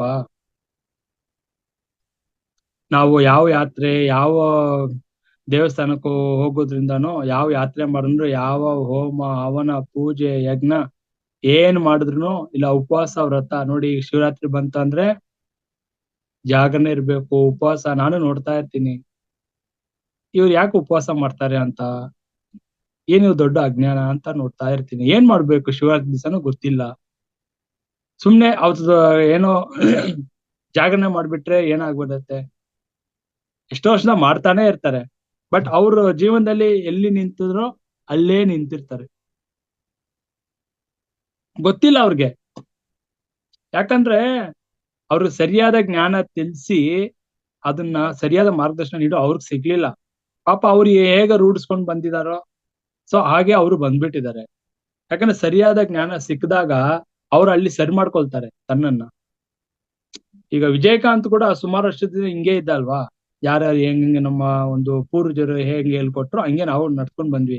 ನಮ್ಗೆ ಸತ್ಯ ಒಳ್ಳೆ ಎಷ್ಟೋ ಗುರುಗಳ ಒಂದು ಸಂಪರ್ಕ, ಅವ್ರ ಜ್ಞಾನ, ಅವರು ನಮ್ಗೆ ತಿಳ್ಸ್ಕೊಟ್ಟಂತ ಅರಿವು ಬಂದಾಗ, ಆಮೇಲೆ ಇವಾಗ ನಮ್ಗೆ ಎಷ್ಟು ನಾವು ಸಮಯ ವೇಸ್ಟ್ ಮಾಡಿದ್ವಿ ಅಜ್ಞಾನದಿಂದ, ಬಟ್ ಈಗೆಲ್ಲ ಸಿಕ್ತಲ್ಲ ಅಂತ ಒಂದು ಸಂತೋಷ, ಆನಂದ, ಆ ಗುರುಗಳಿಗೆ ಅಷ್ಟು ಕೃತಜ್ಞತೆ ಹೇಳ್ಕೊಳ್ತೀನಿ ನಾನು. ಇಷ್ಟು ಬೇಗ ನನ್ಗೆ ಅಷ್ಟು ಒಂದು ಉನ್ನತ ಸತ್ಯವನ್ನು ತಿಳಿಸ್ಕೊಟ್ಟಂತ ಎಷ್ಟೋ ಗುರುಗಳಿದ್ದಾರೆ. ಹಾಗಾಗಿ ಶಿವರಾತ್ರಿ ಆಗಿರ್ಬೋದು, ಎಲ್ರು ನೋಡಿ, ಈಗ ಕುಂಭಮೇಳ ಇದ್ರು ಒಂದು ಕಡೆ, ಅದ್ರ ಒಂದು ಹವಾ ಕುಂಭಮೇಳ ಅಂತ ಜೋರಾಗಿ ಭರ್ಜರಿ ಹೋಗ್ತಾ ಇದ್ರೆ, ಇವಾಗ ಶಿವರಾತ್ರಿ ಬಂತಂದ್ರೆ ಅದು ಒಂದು ಎಲ್ಲಾ ದೇವಸ್ಥಾನಗಳಲ್ಲಾಗ್ಲಿ ಈಗ ಎಲ್ಲಾ ಕಡೆನೂ ಅದು ಒಂದು ದೊಡ್ಡದಾಗಿ ಮಾಡ್ತಾರೆ. ನಾನೇನ್ ಹೇಳ್ತೀನಿ ಅಂದ್ರೆ ನೀವು ಶಿವರಾತ್ರಿ ದಿವಸ ರಾತ್ರಿ ಪೂರ್ತಿ ದೇವಸ್ಥಾನದಲ್ಲಿ ಕಾಲ ಕಳೆದ್ರೆ ಏನ್ ಲಾಭ, ಏನ್ ಉಪಯೋಗ, ಏನ್ ಪ್ರಯೋಜನ? ನೀವ್ ಎಲ್ಲೇ ಹೋದ್ರು ಧ್ಯಾನನೇ ಮಾಡ್ಬೇಕು. ನಾನ್ ಹೇಳ್ತೀನಿ, ನಿಮ್ ಮನೆನೇ ದೇವಾಲಯಪ್ಪ. ನಿಮ್ ಮನೆಗಿಂತ ದೇವಾಲಯ ಯಾವ್ದು ಇಲ್ಲ. ಏಕಾಂಗತನದಲ್ಲಿ ಸಾಧನೆ ಮಾಡಿ. ನಾನು ಯಾವತ್ತೂ ಅದನ್ನೇ ಹೇಳ್ತೇನೆ. ಸಾಧನೆ ನೀವು ಏಕಾಂಗಿತನಲ್ಲಿ ಮಾಡಿದ್ರೇನೆ ನಿಮ್ ಹೊರಗಡೆ ಹೋಗಕ್ಕಾಗೋದು. ಗುಂಪು ಕಟ್ಕೊಂಡು ಅಲ್ಲಲ್ಲಿ ಸೇರ್ಕೊಂಡು ಏನೋ ಗ್ರೂಪ್ ಅಲ್ಲಿ ಧ್ಯಾನ ಮಾಡಿಬಿಟ್ರೆ ಏನ್ ಸಿಗತ್ತೆ? ಅಲ್ಲಿ ಕೂಡ ಹರಟೆ ಮಾತುಗಳು ಬರುತ್ತೆ, ಬೇಡದೇ ಇರೋ ಪ್ರಾಪಂಚಿಕ ಮಾತುಗಳೇ ಬರ್ತಾ ಇರತ್ತೆ. ಮೌನ ಇಲ್ಲ ಆಗತ್ತೆ. ಒಂದು 30 ಜನ ಇರೋ ಕಡೆ ಮನ್ಸು ಸುಮ್ನೆ ಇರತ್ತಾ? ಇದೆಲ್ಲ ಪ್ರಶ್ನೆ ಹಾಕೋಬೇಕು. ಏನ್ ಮಾಡ್ತಾ ಇದೀವಿ, ಎಲ್ಲಿ ಸಿಕ್ಕಾಕೊಳ್ತಾ ಇದೀವಿ, ಯಾಕೆ ಸಾಧನೆ ಆಗ್ತಾ ಇಲ್ಲ, ಸತ್ಯ ಏನು, ಏನ್ ಮಾಡ್ಬೇಕು, ಆಧ್ಯಾತ್ಮಿಕತೆ ಅಂದ್ರೆ ಏನು, ಜ್ಞಾನ ಅಂದ್ರೆ ಏನು, ಆತ್ಮ ಅಂದ್ರೆ ಏನು, ನಾನು ಯಾರು, ನಾನು ದೇಹಿನ, ಯಾಕೆ ನನ್ಗೆ ಆ ಸ್ವರೂಪ ನನ್ಗೆ ತಿಳ್ಕೊಳಕ್ ಆಗ್ತಾ ಇಲ್ಲ, ಯಾರ್ ನಾನು ಯಾಮರ್ಸ್ತಾ ಇರೋದು? ಸೊ ಇಷ್ಟು ವಿಷಯಗಳನ್ನ ನಾವು ಆಳವಾಗಿ ತಿಳ್ಕೊಬೇಕು ಮಾಸ್ಟರ್ಸ್. ನೋಡಿ, ನಾನು ಯಾವಾಗ್ಲೂ ಹೇಳ್ತಾ ಇರ್ತೀನಿ, ಒಬ್ಬ ಆಧ್ಯಾತ್ಮಿಕ ವ್ಯಕ್ತಿಯಲ್ಲಿ ಫಸ್ಟ್ ಅವನು ಬೆಳೆಸ್ಕೋಬೇಕಾಗಿರೋದು, ಬದಲಾವಣೆ ಮಾಡ್ಕೋಬೇಕಾಗಿರೋದು ಗುಣಗಳನ್ನ. ನಾನು ಸಾಧನೆ ಮಾಡ್ತಾನೆ ಇದೀನಿ ವರ್ಷಾನ್ಗಟ್ಲೆ. ನನ್ನಲ್ಲಿ ಇನ್ನೂ ಕೂಡ ಒಬ್ರ ಮೇಲೆ ಅಸೂಯೆ ಇದೆ, ಒಂದು ರಜೋಗುಣ ಇದೆ. ಒಬ್ರು ಬೆಳವಣಿಗೆ ನೋಡಿ ನಂಗೆ ತಡ್ಕೊಳಕ್ ಆಗ್ತಾ ಇಲ್ಲ, ಇನ್ನೊಬ್ರ ಬಗ್ಗೆ ಟೀಕೆ ಮಾಡ್ತಾ ಇದ್ದೀನಿ ಅಂದ್ರೆ is not a spiritual person. He cannot be a spiritual person. ಅಲ್ಲಿ ಸಮತ್ವ ಏಕತ್ವ ಎಲ್ಲಿ ಬರುತ್ತೆ? ಆಧ್ಯಾತ್ಮಿಕತೆ ಅಂದ್ರೆ ತನ್ನನ್ನು ಯಾರು ಅಂತ ಅರಿಯುವುದೇ ಆಧ್ಯಾತ್ಮಿಕತೆ. ಸಮತ್ವದಲ್ಲಿ ಇರುವುದೇ, ಏಕತ್ವದಲ್ಲಿ ಇರುವುದೇ ಆಧ್ಯಾತ್ಮಿಕತೆ ಅಂದ್ರೆ. ನನಗೆ ಇವ್ರು ಹೀಗೆ ಅವ್ರು ಹಾಗೆ, ಇವ್ರ ಬಗ್ಗೆ ಅವ್ರ ಬಗ್ಗೆ ನಾನು ಮಾತಾಡ್ತಾ ಇದ್ದೀನಿ, ಅಲ್ಲಿ ದ್ವಂದ್ವತ್ವದಲ್ಲಿದ್ದೀನಿ, ದ್ವೈತದಲ್ಲಿದ್ದೀನಿ, ಅದ್ವೈತದಲ್ಲಿ ಇಲ್ಲ. ನನಗೆ ಇನ್ನೇ ಕೂಡ ಒಬ್ಬರನ್ನ ಬೇರ್ಪಟ್ಟು ನೋಡಕ್ ಆಗ್ತಾ ಇದೆ ಅಂದ್ರೆ ನಾನು ಉನ್ನತ ಸ್ಥಿತಿಗೆ ಬಂದಿಲ್ಲ ಅಂತ ಅರ್ಥ. ಇನ್ನ ಕೂಡ ಒಬ್ರನ್ನ ಬಂದು ಇವ್ರು ಇಂಥವ್ರು, ಇವರು ಒಂದು ಗಣ್ಯ ವ್ಯಕ್ತಿ, ಇವರು ಇಂಥ ಒಂದು ಅವರ ಒಂದು ಪ್ರತಿಭೆಯನ್ನು, ಅವರ ಒಂದು ಕೀರ್ತಿಯನ್ನು ನಾನು ಹೊಗಳ್ತಾ ಇದ್ದೀನಿ ಅಂದ್ರೆ ನಾನು ಬೇರ್ಪಟ್ಟು ನೋಡ್ತಾ ಇದ್ದೀನಿ ಅಂತ. ಆತ್ಮಸ್ಥಿತಿಯಲ್ಲಿ ನೀನು CM ಆಗಿದ್ರು, ನಾನು ಬಡವನಾಗಿದ್ರು, ನೀನು ನಾನು ಒಂದು ಆತ್ಮಕ್ಕೆ. ಇಲ್ಲಿ ನನ್ನ ದೇಹ ಮನಸ್ಸು ಹೇಳ್ತಾ ಇದೆ ನೀನೊಬ್ಬ ಮುಖ್ಯಮಂತ್ರಿ, ನಾನೊಬ್ಬ ಬಡವ ಅಂತ. ಅದು ಮನಸ್ಸು ನಾವು ಗುರ್ತಿಸ್ತಾ ಇರೋದು. ಇವ್ರು ಯಾರು ಗೊತ್ತಾ? ಇಂಥ ಒಂದು ಶ್ರೀಮಂತರು. ಯಾವಾಗ ಇದೆಲ್ಲ ಮಾತಾಡ್ತಾ ಇದೀವಲ್ಲ, ಇಂಥ ಮಾತುಗಳು ಬರ್ತಾ ಇದೆ ಅಂದ್ರೆ ನಾವು ಸಾಧನೆ ಮಾಡ್ತಾ ಇಲ್ಲ ಅಂತ ಅರ್ಥ. ಸಾಧಕರು ಲಕ್ಷಣ ಇಲ್ಲ ಅದಲ್ಲ actually. When you are identifying somebody with their, ಅವ್ರು ಏನಾಗಿದ್ರೆ ಕಟ್ಕೊಂಡು ನಮ್ಗೇನಾಗ್ಬೇಕು? ಅವ್ರು ವೈಸ್ ಪ್ರೆಸಿಡೆಂಟ್ ಆಗಿರ್ಲಿ, ಅವ್ರ ಚೀಫ್ ಸೆಕ್ರೆಟರಿ ಆಗಿರ್ಲಿ, ಅವ್ರ ಕಂಪನಿಗೆ MD ಆಗಿರ್ಲಿ, CEO ಆಗಿರ್ಲಿ, ಸೋ ವಾಟ್? ನಿನ್ಗೂ ಅದಕ್ಕೆ ಏನ್ ಸಂಬಂಧ? ಅವನು MD ಆಗಿದ್ರು, CEO ಆಗಿದ್ರು, ದೇಹ ಬಿಟ್ಟಾಗ ಅವನು ಹೆಣ ತಾನೆ. ನಾನು ಹೆಣ, ಅವನು ಹೆಣ. ಅಯ್ಯೋ MD ಬಾಡಿ ಬರ್ತದೆ ಅಂತ ಹೇಳ್ತಾರ, CEO ಬಾಡಿ ಬರ್ತದೆ ಅಂತ ಹೇಳ್ತಾರ? ಹೆಣ ಬರ್ತದೆ ಅಷ್ಟೇ ಹೇಳ್ತಾರೆ. ಹಂಗಾಗಿ ಫಸ್ಟ್ ಮನಸ್ಸಿಗೆ ನಾವು ಕೊಡ್ಬೇಕಾಗಿರೋದು ಟ್ರೈನಿಂಗ್. ಸರಿಯಾದ ಟ್ರೈನಿಂಗ್ ಕೊಟ್ಟಿಲ್ಲ ಅಂದ್ರೆ ಅದೇ ಮತ್ತೆ ಮತ್ತೆ ಇದೇ ರಿಪೀಟ್ ಆಗ್ತಾ ಇರುತ್ತೆ ಪ್ಯಾಟರ್ನ್ಸ್. ಫಸ್ಟ್ ಇಲ್ಲಿ ನಮ್ಗೆ ಬುದ್ಧಿ ಶುದ್ಧಿ ಆಗ್ಬೇಕು. ಮನಸ್ಸು ಶುದ್ಧಿ ಆದ್ರೆ ಸಾಲದು, ಬುದ್ಧಿ ಕೂಡ ಶುದ್ಧಿ ಆಗ್ಬೇಕು. ನಮ್ಮ ಬುದ್ಧಿ ಬೇರೆ ತರ ಒಬ್ರ ಬಗ್ಗೆ ಹಿಂದ್ಗಡೆಯಿಂದ ಮಾತಾಡ್ತಾ ಇರುತ್ತೆ. ಮುಂದೆ ಒಂದು ಮಾತು, ಹಿಂದೆ ಒಂದು ಮಾತು. ಇದು ಬುದ್ಧಿ ಒಂಥರ ಮಾತಾಡ್ತಾ ಇರುತ್ತೆ. ಹೇಳ್ಬೇಕಂದ್ರೆ ನಾವು ಕೂಡ ಕೆಲವೊಂದು ಮುಕ್ಕೋಡ ಹಾಕೊಂಡು ತಿರ್ಗಾಡ್ತಾ ಇರ್ತೀವಿ. ನಾನು ಬೇರೊಬ್ಬನ ಯಾಮಾರಿಸ್ಬಹುದು, ಆದ್ರೆ ನನ್ನೊಳಗಡೆ ಒಬ್ಬ ನೋಡ್ತಾ ಇದ್ದಾನೆ ಸಾಕ್ಷಿ. ಆ ಸಾಕ್ಷಿ ಪ್ರತಿ ಒಂದನ್ನು ರೆಕಾರ್ಡ್ ಮಾಡ್ತಾನೆ ಇರ್ತಾನೆ. ಅದೇ ನನ್ನ ಮುಂದಿನ ಜನ್ಮಕ್ಕೆ ಕಾರಣ ಆಗ್ತಾ ಇರತ್ತೆ. ಆ ಸಾಕ್ಷಿ ಯಾರು? ಸಾಕ್ಷಿಯಾಗಿ ನೋಡ್ತಾ ಅವನ್ನ ಮಾತ್ರ ಯಾವತ್ತೂ ಯಾಮಾರ್ಸಕ್ ಆಗೋದೇ ಇಲ್ಲ. ನಾನ್ ಬಂದ್ರೆ ಇಲ್ಲಿ ಮುಕ್ಕೋಡ ಹಾಕೊಂಡು ತಿರ್ಗಾಡ್ಬೋದು, ನಾನು ತುಂಬಾ ಒಳ್ಳೆಯವನು, ನಾನು ಯಾರ ಬಗ್ಗೆನೂ ಏನ್ ತಪ್ಪಾಗಿ ಮಾತಾಡೋದೇ ಇಲ್ಲ, ನನ್ಗೆ ಯಾರ ಮೇಲೂ ಒಂದು ಅಸೂಯೆ ಇಲ್ಲ, ಯಾರ ಮೇಲೂ ದ್ವೇಷ ಇಲ್ಲ ಅಂತ ಹೇಳ್ಕೊಂಡ್ ತಿರ್ಗಾಡ್ಬೋದು, ಒಳ್ಳೆಯವನಾಗಿ ನಟನೆ ಮಾಡ್ಬೋದು. ಆದ್ರೆ ನನ್ನೊಳಗಡೆ ಇದಾನಲ್ಲ ಪರಮಾತ್ಮ, ಅವನ್ ನೋಡ್ತಾನೆ ಇರ್ತಾನೆ. ದೇಹ ತ್ಯಜಿಸುವಾಗ ಕರೆಕ್ಟ್ ಆಗಿ ನಾವು ಇಲ್ಲಿ ನಮ್ಮನ್ನ ಹೇಗೆ ಯಾಮಾರ್ಸ್ಕೊಂಡಿರ್ತೀವೋ ಅದು ತಕ್ಕನಂತೆ ಮುಂದಿನ ಜನ್ಮಗಳು ಕೂಡ. ಯಾಕಂದ್ರೆ ನಾವು ತಿಳ್ಕೊಂಡಿದೀವಿ ನನ್ನೊಳಗಡೆ ಇರೋ ಗುಣ ಯಾರಿಗೂ ನಾನು ಪ್ರಕಟಣೆ ಆಗಿಲ್ಲ, ನನ್ ಬಗ್ಗೆ ಎಲ್ರ ಹತ್ರನು ಒಳ್ಳೆಯವನಾಗಿ ನಾನು ನಟನೆ ಮಾಡ್ಕೊಂಡು ಬಂದಿದ್ದೀನಿ ಅಂತ. ಬಟ್ ನನ್ಗೊಳ್ಳೆ ಅವನಿಗೆ ಗೊತ್ತು. ಆ ಒಂದು ಆಲೋಚನೆ ಸಾಕು. ಒಬ್ರು ವ್ಯಕ್ತಿ ಬಗ್ಗೆ ಒಂದು ಆಲೋಚನೆ ಕೆಟ್ಟದಾಗಿ ಬಂದ್ರೇನೆ ಸಾಕು, ಅದು ಕರ್ಮ ಅಲ್ಲೇ ಸ್ಟಾರ್ಟ್ ಆಯ್ತು. ಆಲೋಚನೆಗೆ ಅಷ್ಟು ಪವರ್ ಇರುತ್ತೆ. ನಾನು ಒಬ್ರು ವ್ಯಕ್ತಿ ಹತ್ರ ತುಂಬಾ ಆತ್ಮೀಯನಾಗಿರ್ಬಹುದು, ಆದ್ರೆ ನನ್ನೊಳಗಡೆ ಅವನ ಮೇಲೆ ಒಂದು ಕೆಟ್ಟ ಭಾವನೆ ಬಂದ್ರೆ ಸಾಕು ಕರ್ಮ ಅಲ್ಲಿ. ಬರೀ ನನ್ ಬಾಯಿಯಲ್ಲಿ ಯಾರಿಗಾದ್ರೂ ಬೈದ್ರೆ ಮಾತ್ರ, ಇಲ್ಲ ದೈಹಿಕವಾಗಿ ನಾನು ಯಾರಿಗಾದ್ರೂ ತೊಂದರೆ ಕೊಟ್ರೆ ಮಾತ್ರ ಕರ್ಮ ಅಲ್ಲ. ಮನಸ್ಸಿನಲ್ಲಿ ಇನ್ನೊಬ್ಬರ ಬಗ್ಗೆ ಕೆಟ್ಟ ಆಲೋಚನೆ, ಕೆಟ್ಟ ಅಭಿಪ್ರಾಯ ಬಂದ್ರು ಕೂಡ ದೊಡ್ಡ ಕರ್ಮ. ಯಾಕಂದ್ರೆ ಒಬ್ರನ್ನ ದೈಹಿಕವಾಗಿ ಒಬ್ನ ಹರ್ಟ್ ಮಾಡಿದ್ರು ಕೂಡ ದೊಡ್ಡ ಕರ್ಮ ಇಲ್ಲ. ಬಾಯಾರೆ ಬೈದ್ಬಿಟ್ರು ಕೂಡ ದೊಡ್ಡ ಕರ್ಮ ಇಲ್ಲ. ಆದ್ರೆ ಮನಸ್ಸಿನಲ್ಲಿ ಒಂದು ಇಟ್ಕೊಂಡು ಅವ್ರ ಬಗ್ಗೆ ಹಿಂದೆ ಒಂದು ಒಳ್ಳೆಯವನಾಗಿ ಮಾತಾಡ್ತೀನಿ ನೋಡಿ, ಅದಕ್ ಮಾತ್ರ ಕ್ಷಮೆನೇ ಇರಲ್ಲ. ಆ ಕರ್ಮ ಕೂಡ ಬೇಗ ತೊಲಗೋದೇ ಇಲ್ಲ ನಮ್ ಬಿಟ್ಟು. ಅದಕ್ಕೆ ಏನೇ ಇದ್ರು ಕೂಡ ನಾವು ಭಗವಂತ ನೋಡೋದು ನಮ್ಮ ಹೃದಯವನ್ನು ನೋಡ್ತಾನೆ. ನಿನ್ನ ಹೃದಯ ಎಷ್ಟು ವಿಶಾಲವಾಗಿದೆ, ನಿನ್ನ ಮನಸ್ಸು ಎಷ್ಟು ವಿಶಾಲವಾಗಿದೆ, ಎಷ್ಟು ಪರಿಶುದ್ಧವಾಗಿದೆ ಅಂತ ನೋಡ್ತಾನೆ. ನೀವು ಪರಿಶುದ್ಧವಾದ ಮನಸ್ಸು ಬೆಳೆಸ್ಕೊಂಡ್ರೆ ಸಾಕು. ಯಾವ ಶಿವರಾತ್ರಿ, ಯಾವ ಕುಂಭಮೇಳ, ಯಾವ ಉಪವಾಸ, ಯಾವ ವ್ರತ, ಯಾವ ಎಂತ ಸಾಧನೆನೂ ಬೇಕಾಗಿಲ್ಲ. ಇದೆಲ್ಲ ಏನಕ್ಕೆ ಮಾಡ್ಬೇಕು? ಮನಸ್ಸು ಏಕಾಗ್ರತೆಗೆ, ಮನಸ್ಸು ಶುದ್ಧಿಗೆ, ಚಿತ್ತ ಶುದ್ಧಿಗೆ ಅಲ್ವ ಇದೆಲ್ಲ ಬೇಕಾಗಿರೋದು. ಅಂದ್ರೆ ನಾನು ಇದು ಮಾಡ್ತಾ ಇದ್ದೀನಿ, ನನಗೆ ಚಿತ್ತ ಶುದ್ಧಿ ಆಗಿಲ್ಲ ಅಂತ ಅರ್ಥ. ಉಪವಾಸ ಮಾಡ್ತಾ ಇದ್ದೀನಿ, ಜಾಗರಣೆ ಮಾಡ್ತಾ ಇದ್ದೀನಿ, ತೀರ್ಥಯಾತ್ರೆ ಹೋಗ್ತಾ ಇದ್ದೀನಿ ಅಂದ್ರೆ ನನ್ನ ಮನಸ್ಸು ಶುದ್ಧಿ ಆಗಿಲ್ಲ ಅಂತ ನಾನೇ ಹೇಳ್ಕೊಳ್ತಾ, ಅಂದ್ರೆ ನಾನು ತೋರಿಸ್ತಾ ಇದ್ದೀನಿ ಎಲ್ರಿಗೂ ಮನಸ್ಸು ಶುದ್ಧಿ ಮಾಡಕ್ ಹೋಗ್ತಾ ಇದೀನಪ್ಪ ಅಂತ. ಅಂದ್ರೆ ನನ್ನ ಪರಿಶುದ್ಧಲ್ಲಿ ಇದ್ದೀನಿ ಅಂತ ಅರ್ಥ.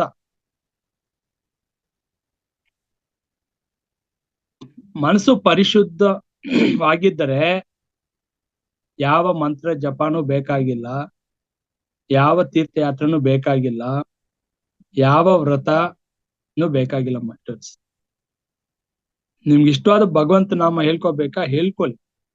ಏನಕ್ಕಪ್ಪ ಅಂದ್ರೆ ಈ ಮಾಯ ಪ್ರಭಾವದಲ್ಲಿ ನಮ್ಗೆ ಏನಾದ್ರು ಮಂತ್ರ ಜಪ ಬೇಕು, ಹೇಳ್ಕೋಬೇಕು.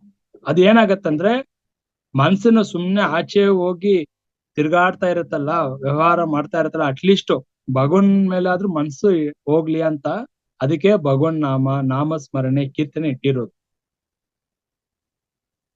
ಸೊ ನಾವಿಲ್ಲಿ ಬಂದಿರೋದು ಏನಕ್ಕಂದ್ರೆ ಫಸ್ಟ್ ಒಂದು ಭೌತಿಕ ಅನುಭವ ಹೊಂದ್ಲಿಕ್ಕೆ ಬಂದಿದೀವಿ. ಇಲ್ಲಿ ಬಂದು ಇಲ್ಲಿ ಒಂದು ಭೂಮಿನಲ್ಲಿ ಒಂದು ಅನುಭವ ಹೊಂದಬೇಕು ಅಂತ. ಅದ್ರ ಜೊತೆ ಏನು, ಓಕೆ ಇಲ್ಲಿ ಬಂದುವಾ, ಇದೆಲ್ಲವೂ ಕೂಡ ಮಾಯಪ್ಪ, ಇಲ್ಲಿ ಸಿಕ್ಕಾಕೋಬಾರ್ದು, ಇಲ್ಲಿಂದ ನನ್ನ ಮೂಲಕ್ಕೆ ನಾನು ಹೋಗ್ಬೇಕು. ಆ ಅರಿವು ಯಾವ ಜನ್ಮದಲ್ಲಿ ಬರತ್ತಲ್ವಾ ನಮ್ಗೆ. ಯಾರು ಎಷ್ಟು ಸಲ ಹೇಳಿದ್ರು ಕೂಡ ನನ್ನ ಒಳಗಡೆ ಆ ದೃಢತೆ ಬರೋವರೆಗೂ ಇಲ್ಲೇ ಇಲ್ಲೇ ಇಲ್ಲೇ ಸಿಕ್ಕಾಕೊಳ್ತಾ ಇರ್ತೀನಿ. ಯಾಕಪ್ಪ ಅಂದ್ರೆ ಈ ದೇಹ ಬಿಟ್ಟಾಗ ನಮ್ಮ ಈ ಜೀವಾತ್ಮ ಇದೆಲ್ಲ, ಇದು ಯಾವ ಲೋಕಕ್ಕೂ ಹೋಗಲ್ಲ. ಯಾರೋ ನಮ್ಗೆ ಹೇಳಿದಾರೆ ನೀವು ಧ್ಯಾನ ಮಾಡ್ರೆ ಉನ್ನತ ಲೋಕಕ್ಕೆ ಹೋಗ್ತೀರಾ, ಹಂಗ ಹೋಗ್ತೀರಾ ಅಂತ ಯಾರೋ ಹಡ್ಸಿರೋ ಒಂದು ಇದನ್ನ ತಿಳ್ಕೊಂಡು, ನಾನು ಧ್ಯಾನ ಮಾಡ್ರೆ ಮಾಡೋ ಪಾಪಗಳೆಲ್ಲ ಮಾಡ್ಬಿಡ್ತೀನಿ, ಧ್ಯಾನ ಮಾಡ್ಬಿಟ್ರೆ ಉನ್ನತ ಲೋಕಕ್ಕೆ ಹೋಗ್ತೀನಿ ಅಂತ ಅದೊಂದು ಅಜ್ಞಾನದಲ್ಲಿ ಸಿಕ್ಕಾಕೊಂಡು. ಯಾಕಪ್ಪ ಅಂದ್ರೆ ಕರ್ಮ ಸಿದ್ಧಾಂತ ಗೊತ್ತಿಲ್ಲ, ಕರ್ಮ ಹೇಗೆ ಕೆಲಸ ಮಾಡಂತ ಗೊತ್ತಿಲ್ಲ, ಅದನ್ನ ಸರಿಯಾದ ತಿಳ್ಸೋ ಗುರು ಸಿಗ್ಲಿಲ್ಲ. ಅರೆ ಧ್ಯಾನ ಒಂದ್ ಮಾಡ್ಬಿಟ್ರೆ ಸ್ವರ್ಗ ಪ್ರಾಪ್ತಿ ಸಿಕ್ಬಿಡತ್ತೆ, ಉನ್ನತ ಲೋಕಕ್ಕೆ ಹೋಗ್ತೀವಿ. ಯಾರು ಹೋಗ್ತಾರೆ? ಅಲ್ಲಿಗೆ ಹೋಗ್ಬೇಕು ಅಂದ್ರ ಅದಕ್ಕೆ ಆ ಒಂದು ಅರ್ಹತೆ ಏನು, ಗೈಡ್ಲೈನ್ಸ್ ಏನು, ಅದೆಲ್ಲ ನಾವು ಸ್ಪಷ್ಟವಾಗಿ. ಹಾಗಾಗಿ ಯಾವಾಗ ನಮ್ಮಲ್ಲಿ, ಯಾವತ್ತೂ ಅದನ್ನೇ ಹೇಳ್ತಾ ಇರ್ತೀನಿ, ಇನ್ನೊಬ್ರನ್ನು ನೋಡುವಾಗ ತನ್ನನ್ನೇ ಕಾಣ್ಬೇಕು ಇನ್ನೊಬ್ರಲ್ಲೂ ಕೂಡ. ಇದನ್ನೇ ರಮಣ ಮಹರ್ಷಿ ಹೇಳ್ತಾರೆ, ವಿಜಯಕಾಂತ್ ಬೇರೆ,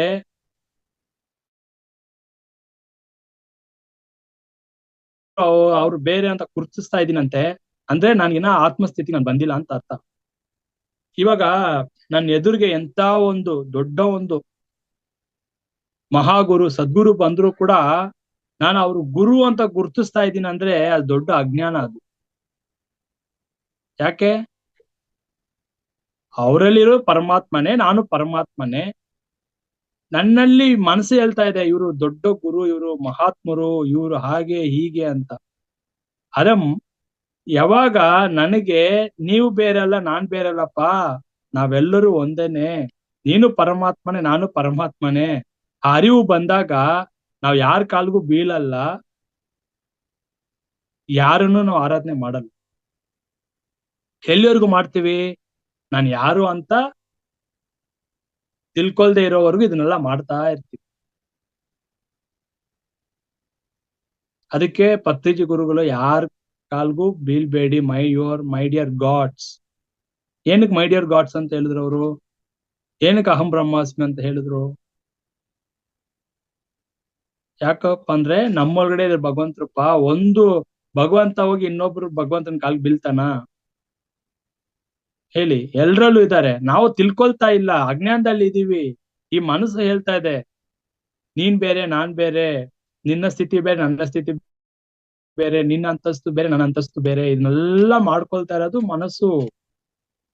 ಆತ್ಮಸ್ಥಿತಿಯಲ್ಲಿ ಮೇಲು ಕೀಳು ಯಾವುದು ಇಲ್ಲ,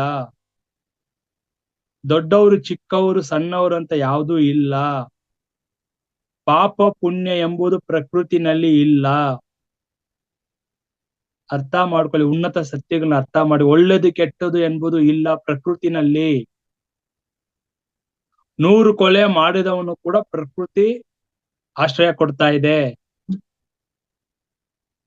ಹೇಳಿ ನೀವೇ, ಯಾಕೆ? ನಿಮ್ ಮನಸ್ಸು ಹೇಳ್ತಾರೆ ಅವ್ನು ಕೊಲೆಗಾರ, ಅವ್ನು ಸರಿ ಇಲ್ಲ, ಅವನು ದುಷ್ಟ ಅಂತ. ಪ್ರಕೃತಿಗೆ ಸಮಾನತೆ, ಪ್ರಕೃತಿ ಎಲ್ರು ಸಮಾನಾಗಿ ನೋಡ್ತಾ ಇದೆ. ಅವನು ದುಷ್ಟನೋ ನೀಚನೋ ನೀವ್ ಯಾರು ಅದನ್ನ ಜಡ್ಜ್ ಮಾಡ್ಲಿಕ್ಕೆ? ನಮ್ಗೆ ಯಾವ ರೈಟ್ಸು ಇಲ್ಲ. ಅವನ ಒಳಗಡೆ ಕೂಡ ಪರಮಾತ್ಮನೇ ಇರೋದು. ಆ ಸ್ಥಿತಿಗೆ ಯಾವಾಗ ನಾವು ಬರ್ತೀವೋ ಅವಾಗ ನಾವು ಪರಮಾತ್ಮ ಆಗ್ತೀವಿ. ಅಲ್ಲಿವರೆಗೂ ಬರೀ ಪದ ಬಳಕೆ ಇರುತ್ತಷ್ಟೇ. ನನ್ನೊಳಗಡೆ ಕೂಡ ದೇವ್ರಿದ್ದಾನೆ, ಹೌದಪ್ಪ ಹೇಳಿದ್ದಾರೆ, ಇರ್ಬಹುದೇನೋ ಅಂತ. ಯಾವಾಗ ಈ ದೃಷ್ಟಿಕೋನದಲ್ಲಿ ಈ ಸ್ಥಿತಿಗೆ ನಾವು ಬರ್ತೀವೋ,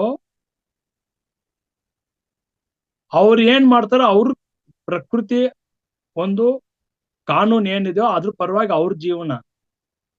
ನಾವು ಯಾರನ್ನು ಬಂದು ಜಡ್ಜ್ ಮಾಡ್ತಾ ಇದೀವಿ, ಇವನು ಕಲ್ಲ, ಇವನು ಮೋಸಗಾರ, ಇವನ್ ದರೋಡೆಕಾರ ಅಂದ್ರೆ ನಾವೆಲ್ಲ ಅಜ್ಞಾನದಲ್ಲಿ ಇದ್ದೀವಿ ಅಂತ ಅರ್ಥ ಆಗ್ತಿದ್ಯಾ? ಒಬ್ಬ ಯೋಗಿ ಆದವನು, ಜ್ಞಾನಿ ಆದವನು ಓಕೆನಾ, ಹೇಗ್ ನೋಡ್ತಾನೆ? ಅವನ ಹತ್ರ ಇರೋದು ಏನೇ ಕಿತ್ಕೊಂಡು ಹೋದ್ರು ಕೂಡ ಸಾಕ್ಷಿಯಾಗಿ ನೋಡ್ತಾನೆ. ನಾವೇನ್ ಮಾಡ್ತೀವಿ? ಇಮ್ಮಿಡಿಯೇಟ್ ರಿಯಾಕ್ಟ್ ಮಾಡ್ತೀವಿ. ಪೊಲೀಸ್ ಕಂಪ್ಲೇಂಟ್ ಕೊಡು, ಬಾಯ್ ಬಡ್ಕೊಂಡು, ಕಿಚ್ಚಾಡ್ಕೊಂಡು, ಕೂಗಾಡ್ಕೊಂಡು, ಎಲ್ರಿಗೂ ಹೇಳ್ಕೊಂಡು. ಇದಪ್ಪ ಅಂದ್ರೆ ಅದು ನನ್ ಕರ್ಮದಲ್ಲಿತ್ತು, ಅದ್ ಕರ್ಮ ಅವನ್ ಮುಖಾಂತರ ಅದಂಗೆ ನಡಿಬೇಕಂತ ಇತ್ತು, ನಡೀತು. ಈ ತರ ನಾನು ಯಾವ್ದೋ ಜನ್ಮದಲ್ಲಿ ನಾನ್ ಮಾಡಿದೀನಿ. ಕಾರಣ ಕಾರ್ಯ ಸಂಬಂಧ, ಕಾರಣ ಇಲ್ಲದೆ ನನ್ನ ಜೀವನದಲ್ಲಿ ಯಾವ್ದು ನಾನು ಕಲ್ಕೊಳ್ಳೋದಿಲ್ಲ. ಯಾರು ನನ್ನ ಯಾಮರ್ಸಕ್ಕೂ ಆಗಲ್ಲ, ಯಾರು ನನ್ನ ಕೊಲೆ ಮಾಡಕ್ಕೂ ಆಗಲ್ಲ, ಯಾರು ನನ್ನ ದುಃಖ ಕೊಡಕ್ಕಾಗಲ್ಲ ನನ್ಗೆ. ಬಿಕಾಸ್ ನಾನು ಯಾವ ಜನ್ಮದಲ್ಲಿ ಏನ್ ಮಾಡಿದೀನೋ ಅದೇ ನನ್ಗೆ ಬರುತ್ತೆ. ಪುಣ್ಯ ಮಾಡಿದ್ರೆ ನನ್ಗೆ ಪುಣ್ಯ ಫಲ, ಒಳ್ಳೆ ಒಂದು ಶ್ರೀಮಂತಿಕೆ, ಒಳ್ಳೆ ಒಂದು ಹಿತಕರವಾದ ಜೀವನನೇ ನನ್ಗೆ ಅನುಭವಿಸ್ತಾ ಇರ್ತೀನಿ.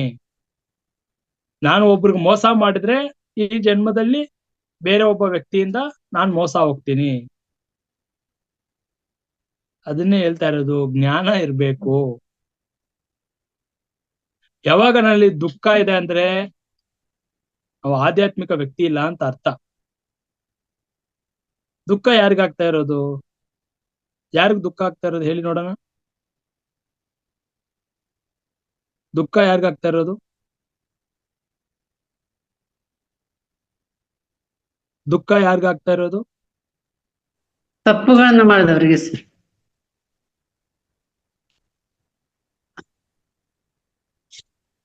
ಪ್ರಶ್ನೆ ಅರ್ಥ ಮಾಡ್ಕೊಳ್ತಾ ಇಲ್ಲ ನೀವು. ದುಃಖ ಯಾರಿಗಾಗ್ತಾ ಇರೋದು?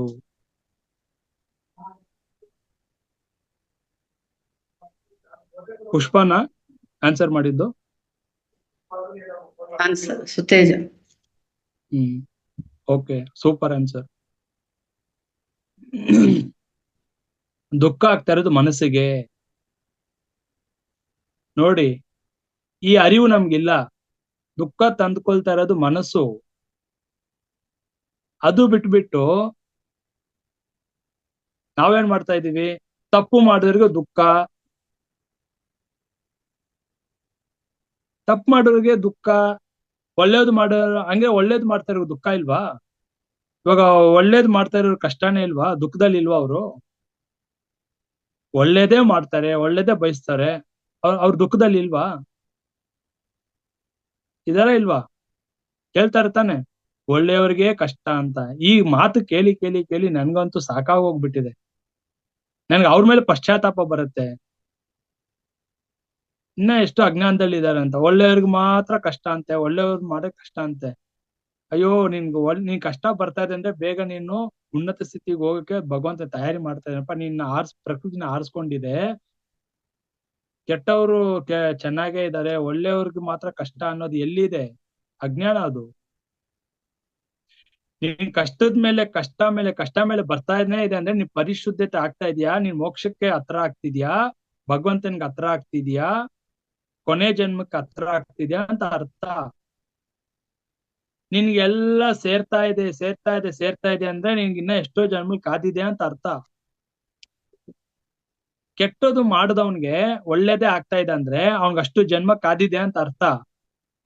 ಒಳ್ಳೆಯವ್ರಿಗೆ ಸಾಕಷ್ಟು ಕಷ್ಟ ನೀನ್ ಎಷ್ಟೋ ಜನ್ಮದಲ್ಲಿ ಮಾಡಿಟ್ಟಿದೆಲ್ಲಪ್ಪ, ಗಂಟು ಮೂಟೆ ಕರ್ಮಗಳು, ಅದು ಒಂದೊಂದೊಂದಾಗಿ ಈ ಜನ್ಮದಲ್ಲಿ ಅನುಭವಿಸಿ ತೀರ್ಸಿ ನೀನ್ ಈ ಜನ್ಮದಲ್ಲೇ ಎಲ್ಲಾ ಕರ್ಮ ಕಳ್ಕೊಂಡು ಉನ್ನತ ಸ್ಥಿತಿಗೆ, ಉನ್ನತ ಲೋಕಕ್ಕೆ ಹೋಗಕ್ಕೆ ನೀನು ಮಾರ್ಗ ಸಿಗ್ತಾ ಇದೆ ನಿನ್ಗೆ ಅಂತ ಅರ್ಥ.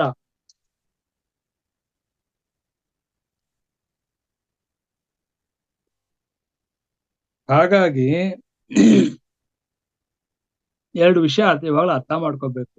ನಮ್ಮ ಜೀವನದಲ್ಲಿ ಏನೇ ನಡೆದ್ರು, ಬಿರುಗಾಳಿ ಬೀಸಿದ್ರು, ಸುನಾಮಿ ಬಂದ್ರು, ಪ್ರಳಯ ಆದ್ರು, ಎಲ್ಲದಕ್ಕೂ ನಾನೇ ಕಾರಣಕರ್ತ. ನನ್ನ ವಾಸ್ತವಕ್ಕೆ ನಾನೇ ಕಾರಣ ಇಲ್ಲದೆ ಜೀವನದಲ್ಲಿ ಯಾವ್ದು ನಡೆಯೋಲ್ಲ. ಯಾರೂ ಕಾರಣರಲ್ಲ. ನನ್ನ ಗಂಡ, ನನ್ನ ಹೆಂಡತಿ, ನನ್ನ ಸಂಬಂಧಿಕರು, ನನ್ನ ಸ್ನೇಹಿತರು ಯಾರು ಹೊಣೆ ಅಲ್ಲ ಮಾಸ್ಟರ್ಸ್. ಅಜ್ಞಾನ. ಯಾಕಂದ್ರೆ ಇದೆಲ್ಲವೂ ಕೂಡ ನಾನೇ ತಂದಿರೋದು. ಇಲ್ಲಿ ಭೂಮಿಗೆ ಬರುವಾಗ ಇದೆಲ್ಲ ನನ್ನ ಒಂದು ಪ್ರಣಾಳಿಕೆ. ಈ ಆತ್ಮಕ್ಕೆ ಈ ಅನುಭವ ಬೇಕು. ಈ ತರ ಮೋಸ ಹೋಗ್ಬೇಕಾ? ಆ ಅನುಭವ ಆತ್ಮಕ್ಕೆ ಬೇಕು. ಇದು ಪ್ಲಾನಿಂಗ್. ಅದು ಆತ್ಮಕ್ಕೆ ಮೋಸ ಹೋಗೋದಂದ್ರೆ ಅದ್ರ ಬಗ್ಗೆ ಅನುಭವನೇ ಇಲ್ಲ. ಯಾಕಂದ್ರೆ ಅದಕ್ಕೆ ಯಾವಾಗ್ಲೂ ಯಶಸ್ಸು, ಎಲ್ಲಾ ಜನ್ಮದಲ್ಲಿ ಯಶಸ್ಸು. ಅದಕ್ಕೆ ಮೋಸ ಹೋದ್ರೆ ಹೆಂಗಿರುತ್ತೆ?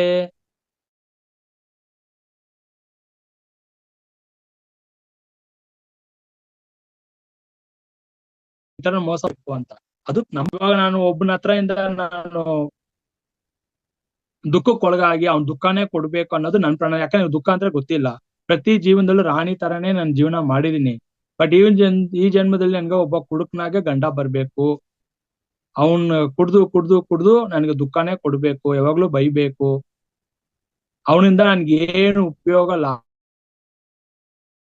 ಸಿಗ್ಬಾರ್ದು. ಇದು ಆತ್ಮಕ್ಕೆ ಅನುಭವ ಬೇಕು. ಅದಕ್ಕೆ ಇದು ಅನುಭವಗಳು ತಗೊಳ್ತಾ ಇದೆ. ಇಲ್ಲಿ ಅವ್ನ್ ಕುಡ್ಕ ತಪ್ಪ? ಕುಡುಕ್ನಾಗಿರೋದು ಅವನ್ ತಪ್ಪ? ಅದು ಹೇಳಿ, ಯಾರ ಹೆಸರು ಕೊಡ್ತಾರೆ ಅವ್ನ್ ಕುಡ್ಕ ಅಂತ? ಯಾರ್ ರೈಟ್ಸ್ ಕೊಟ್ಟಿದ್ದು? ಅವ್ರ ಗಂಡ ಕುಡ್ದ್ಬಿಟ್ಟು ಹೊಡಿತಾನೆ, ಬಡಿತಾನೆ ಅಂತ. Who are we to tell that? ಪ್ರಕೃತಿ ತಾನೆ ಅವ್ನ್ ಸಾರಾಯಿ ಕುಡಿತಾನೋ ಏನ್ ಕುಡಿತಾನೋ, ಪ್ರಕೃತಿ ತಾನೆ ಸಹಾಯ ಮಾಡ್ತಾ ಇರೋದು ಅವ್ನಿಗೆ ಕುಡ್ಲಿಕ್ಕೆ. ದುಡ್ಡು ಕೊಡ್ತಾ ಇರೋದು ಯಾರು? ಅವಕಾಶ ಮಾಡ್ಕೊಡ್ತಾ ಇದ್ ಯಾರು? ಪ್ರಕೃತಿ ಗೊತ್ತಿಲ್ವಾ? ನಿಲ್ಸ್ಬೋದಿತ್ತಲ್ಲ ಅವ್ನ್ ಕುಡಿಯೋದ್ನ. ಯಾಕೆ ನಿಲ್ಸ್ತಾ ಇಲ್ಲ? ಭಗವಂತನ್ ಗೊತ್ತಿಲ್ವಾ? ಸೊ ಕರ್ಮ ಸಿದ್ಧಾಂತ ಅರ್ಥ ಮಾಡ್ಕೋಬೇಕು. ಯಾರನ್ನು ಕೂಡ ಅವ್ರ ಗಂಡ ಕುಡ್ಕ, ಅವ್ರ ಗಂಡ ಇನ್ನೊಬ್ರನ್ನ ಇಟ್ಕೊಂಡಿದಾನೆ ಇಂತೆಲ್ಲ ಪ್ರಪಂಚಕ್ಕೆ ಮಾತಾಡ್ತಾ ಇದೀವಲ್ಲ, ಇದೆಲ್ಲ ದೊಡ್ಡ ಅಜ್ಞಾನ. ಅವನ್ ಗಂಡ ಎರಡನೇ ಮದುವೆ ಮಾಡ್ಕೊಂಡ್ರೆ ಏನೋ, ಇಬ್ರನ್ನ ಇಟ್ಕೊಂಡಿದ್ರೆ ಏನೋ, ಅವ್ನ್ ಏನ್ ಮಾಡಿದ್ರೆ ನಮ್ಗೇನೋ, ಇಲ್ಲ ಯಾರ ತಲೆ ಹೊಡೆದು ಸಂಪಾದನೆ ಮಾಡಿದ್ರೆ ನಮ್ಗೇನೋ. ಎಲ್ಲಿ ನಾವು ಕರ್ಮ ನಮ್ಮನ್ನ ಸುತ್ತಾ ಇದೆ ಅಂದ್ರೆ ಯಾವಾಗ ಇನ್ನೊಬ್ಬರ ವಿಷಯ ಯಾಕಂದ್ರೆ ಅದು ಅವ್ರ ಲೈಫ್ ಡಿಸೈನ್, ಅವರ ಒಂದು ಪ್ರಣಾಳಿಕೆ. ನಾವು ಇನ್ನೊಬ್ಬರ ಬಗ್ಗೆ ಮಾತಾಡಿ ಅವ್ರ ಕರ್ಮವನ್ನು ನಾವು ಸೇರಿಸ್ಕೊಳ್ತಾ ಇದೀವಿ. ಅದಕ್ಕೆ ನಾವ್ ಎಷ್ಟು ಸಾಧನೆ ಮಾಡಿದ್ರು ಕೂಡ ಉನ್ನತ ಸ್ಥಿತಿಗೆ ಹೋಗಕ್ ಆಗ್ತಾ ಇಲ್ಲ. ಬಿಕಾಸ್ ಈ ಸತ್ಯ ತಿಳ್ಕೊಳ್ಳಿ, ಯಾರಾದ್ರೂ ನಮ್ಮನ್ನ ಅವಮಾನ ಮಾಡ್ತಾ ಇದ್ದಾರೆ, ದುಃಖ ಕೊಡ್ತಾ ಇದ್ದಾರೆ ಅಂದ್ರೆ ನಾವ್ ಎಷ್ಟಕ್ಕಷ್ಟು ಮೌನವಾಗಿ ಸಹನೆಯಿಂದ ಇರ್ತೀವೋ ನನ್ನ ಕರ್ಮಗಳು ಅವ್ರು ತಗೊಳ್ತಾ ಇದ್ದಾರೆ ಅಂತ ಅರ್ಥ. ಅದೇ ತರ ಇನ್ನೊಬ್ರು ಮನೆ ವಿಚಾರ, ಇನ್ನೊಬ್ರು ವ್ಯಕ್ತಿ ಬಗ್ಗೆ ನಾನು ಹಿಂದೆ ಮಾತಾಡ್ತಾ ಇದ್ದೀನಿ ಅಂದ್ರೆ ಅವ್ರ ಕರ್ಮಗಳು ನಾನ್ ತಗೊಳ್ತಾ ಇದ್ದೀನಿ ಅಂತ ಅರ್ಥ. This is law of karma, this is universal law, this is cosmic law. ಅದಕ್ಕೆ awareness is very very important in life. ಈ ಅವೇರ್ನೆಸ್ ನಿಮ್ಗೆ ಯಾವಾಗ ಬರುತ್ತೋ ಕರ್ಮಗಳು ತಾನಾಗೆ ದಗ್ದಾಗ್ಬಿಡತ್ತೆ ಮಾಸ್ಟರ್ಸ್. ಈ ಅವೇರ್ನೆಸ್ ಬಂದಿಲ್ಲ ಅಂದ್ರೆ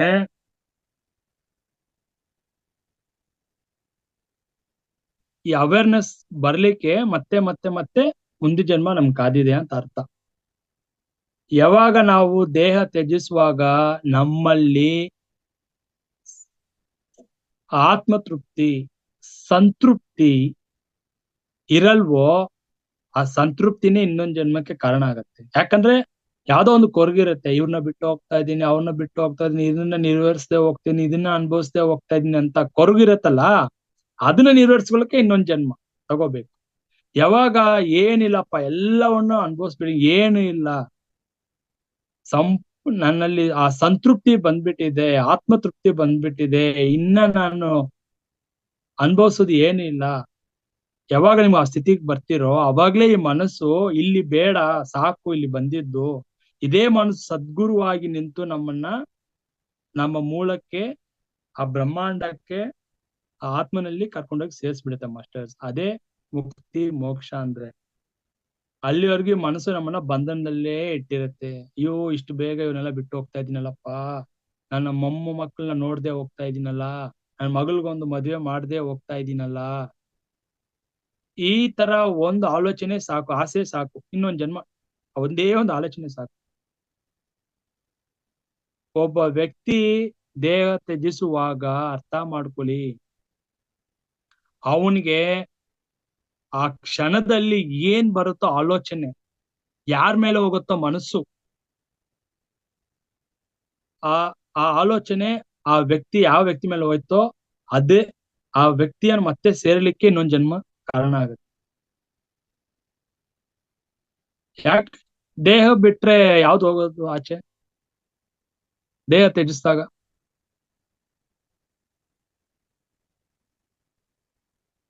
ಬಾಡಿ ವೆಕೇಟ್ ಆದಾಗ ಆಚೆ ಹೋಗೋದು ಯಾವ್ದು?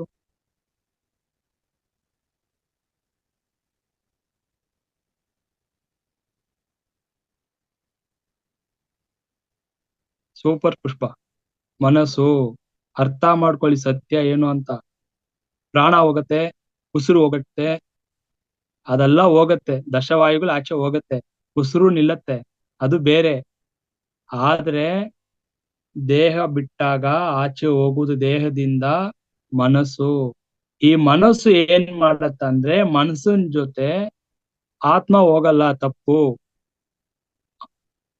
ಇದು ದೊಡ್ಡ ಅಜ್ಞಾನ. ಎಲ್ರು ಹಂಗ ತಿಳಿಸಿದ್ದಾರೆ, ಆತ್ಮ ಹೋಗತ್ತೆ, ಆತ್ಮ ಸೇರ್ಕೊಳ್ಳುತ್ತೆ. ಆತ್ಮ ಅನ್ನೋದು ಆಗಿ ಬಂದಿರುವುದು. ಜೀವಾತ್ಮ ಅಂದ್ರೆ ಏನು ಅಂತ ತಿಳ್ಕೋಬೇಕು. 24 ತತ್ವಗಳಿಂದ ಕೂಡಿರುವುದೇ ಜೀವಾತ್ಮ. ಆತ್ಮ ಎಂಬುದು ಹೇಗೆ ಸೂರ್ಯ ಆ ಬಾನಿನಲ್ಲಿದ್ದು ಆ ಬ್ರಹ್ಮಾಂಡದಲ್ಲಿದ್ದು ಭೂಮಿಗೆ ಬೆಳಕು ಸುರಿತಾನೋ, ಹಾಗೆಯೇ ನನ್ನ ಆತ್ಮ ಕೂಡ ಬ್ರಹ್ಮಾಂಡದಲ್ಲಿ ಇದ್ದು ಅದರ ಒಂದು ಬೆಳಕಿನಿಂದ, ಅದರ ಒಂದು ಶಕ್ತಿಯಿಂದ ದೇಹದ ಮೇಲೆ ಆ ಸ್ಫುರಣೆ ಬೀಳ್ತಾ ಇರೋದ್ರಿಂದ ನಾನ್ ಜೀವಿಸ್ತಾ ಇದ್ದೀನಿ. ಒಂದು ಕ್ಷಣ ಆ ಆತ್ಮದಿಂದ ಬರೋ ಈ ಬೆಳಕು ದೇಹದ ಮೇಲೆ ಬೀಳ್ತಾ ಇದಲ್ಲ, ಇದು ನಿಂತೋಗ್ಬಿಟ್ರೆ ದೇಹ ಬಿದ್ದೋಗ್ಬಿಡತ್ತೆ. ಆ ಬ್ರಹ್ಮಾಂಡದಲ್ಲಿರೋ ಈ ಈ ನನ್ನ ಆತ್ಮ ಶಕ್ತಿ ಚೈತನ್ಯ ಕೊಡ್ತಾ ಇರೋದ್ರಿಂದಾನೇ ದೇಹ ಚಲನೆಯಲ್ಲಿ ಇರೋದು. ಈ ಸತ್ಯ ಅರ್ಥ ಮಾಡ್ಕೋಬೇಕು. ದೇಹ ಬಿಟ್ಟು ಹೋಗುವುದು ಮನಸ್ಸು. ಈ ಜೀವಾತ್ಮನು ಅಂದ್ರೆ ಏನು? ದಶವಾ 5 ಮಹಾ ಪ್ರಾಣವಾಯು ಅಂದ್ರೆ ಈ 24 ತತ್ವಗಳನ್ನ ಹೇಳ್ತಾ ಇರೋದು. ಪಂಚೇಂದ್ರಿಯಗಳು 5, ಪ್ರಾಣವಾಯುಗಳು 5, ಪಂಚಭೂತಗಳು 5, ಆಮೇಲೆ ಅಂತಃಕರಣ 4, ಚಿತ್ತ ಬುದ್ಧಿ ಮನಸ್ಸು ಅಹಂಕಾರ. ಸೊ ಈ 24 ತತ್ವಗಳಿಂದ ಆಗಿರೋದೆ ಅಂದ್ರೆ ಪಂಚೇಂದ್ರಿಯಗಳು 5, ಕರ್ಮೇಂದ್ರಿಯಗಳು 5, ಪಂಚಭೂತಗಳು 5, 15, ಪ್ರಾಣವಾಯುಗಳು 5, ಪ್ರಾಣ ಅಪಾನ ಸಮಾನ ಉದಾನ ವ್ಯಾನ ಇದು 5, 4 ಅಂತಃಕರಣಗಳು ಯಾವುದು? ಚಿತ್ತ ಬುದ್ಧಿ ಮನಸ್ಸು ಅಹಂಕಾರ. ಈ 4 ಸೇರಿಸಿ 24 ತತ್ವಗಳಿಂದ ಆಗಿರೋದೇ ಈ ಜೀವಾತ್ಮನು. ಜೀವಾತ್ಮನಾಗಿ ಬಂದಿರೋದೇ ನಾನು ಈ ಭೂಮಿಗೆ. ಯಾವಾಗ ಈ ಮನಸ್ಸು ದೇಹ ಬಿಟ್ಟು ಹೋಗುತ್ತೋ ನಾನ್ ಮಾಡಿರೋ ಕರ್ಮ ಹಾಗೇ ಮನಸ್ಸಿನ ಜೊತೆ ಹೋಗ್ತಾ ಇರತ್ತೆ. ಎಲ್ಲಿಗೆ ಹೋಗುತ್ತೆ ಮನಸ್ಸು ದೇಹ ಬಿಟ್ಟು? ಹೇಳಿ ನೋಡೋಣ. ಎಲ್ಲಿಗೆ ಹೋಗುತ್ತೆ ಮನಸ್ಸು ದೇಹ ಬಿಟ್ಟು?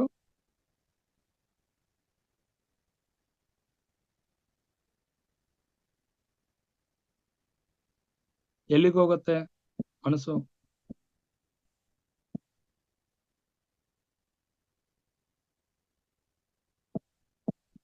ನಾವು ಜೀವಂತವಾಗಿರುವಾಗ್ಲೂ ತಿಳ್ಕೊಬೇಕಲ್ಲ ಇದೆಲ್ಲ. ಸತ್ತ ಮೇಲೆ ಸತ್ಯ ಗೊತ್ತಾಗಿ ಏನ್ ಪ್ರಯೋಜನ? ದೇಹ ಸಿಗಲ್ಲ.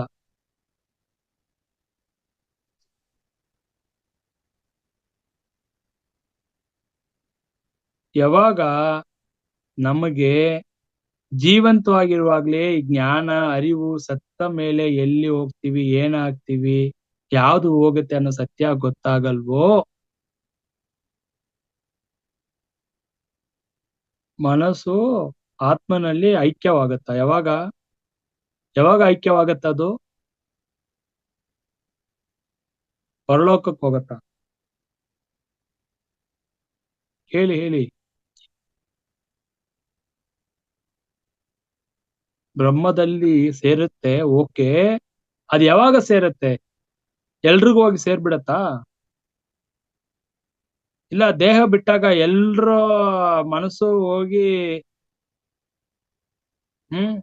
ಬ್ರಹ್ಮದಲ್ಲಿ ಸೇರ್ಬಿಡತ್ತಾ? ಪರಲೋಕಕ್ಕೆ ಹೋಗ್ಬಿಡತ್ತ?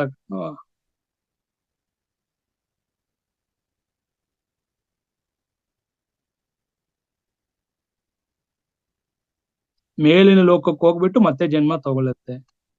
ಅದೇ ಗೊತ್ತಿಲ್ಲ, ಅಜ್ಞಾನ ಅಂತ ಹೇಳೋದು ಅದನ್ನೇ ಸರಿಯಾದ ಜ್ಞಾನ ಸರಿಯಾದ ಕ್ಲಾಸ್ ಕೇಳಿಲ್ಲ ಅಂದ್ರೆ ಹಿಂಗೆ ಉತ್ತರಗಳೆಲ್ಲ ಬರ್ತಾ ಇರುತ್ತೆ. ದೇಹ ಬಿಟ್ಟಾಗ ಮನಸ್ಸು ಕರ್ಮ ಇರೋವರೆಗೂ ಮನಸ್ಸು ಭೂಮಿನಲ್ಲೇ ಇರತ್ತೆ, ಯಾವ ಲೋಕಕ್ಕೂ ಹೋಗಲ್ಲ. ಕರ್ಮ ಇರೋವರೆಗೂ ಭೂಮಿನಲ್ಲೇ ಇರತ್ತೆ, ಇನ್ನೊಂದು ದೇಹ ಹುಡುಕ್ತಾ ಇರತ್ತೆ.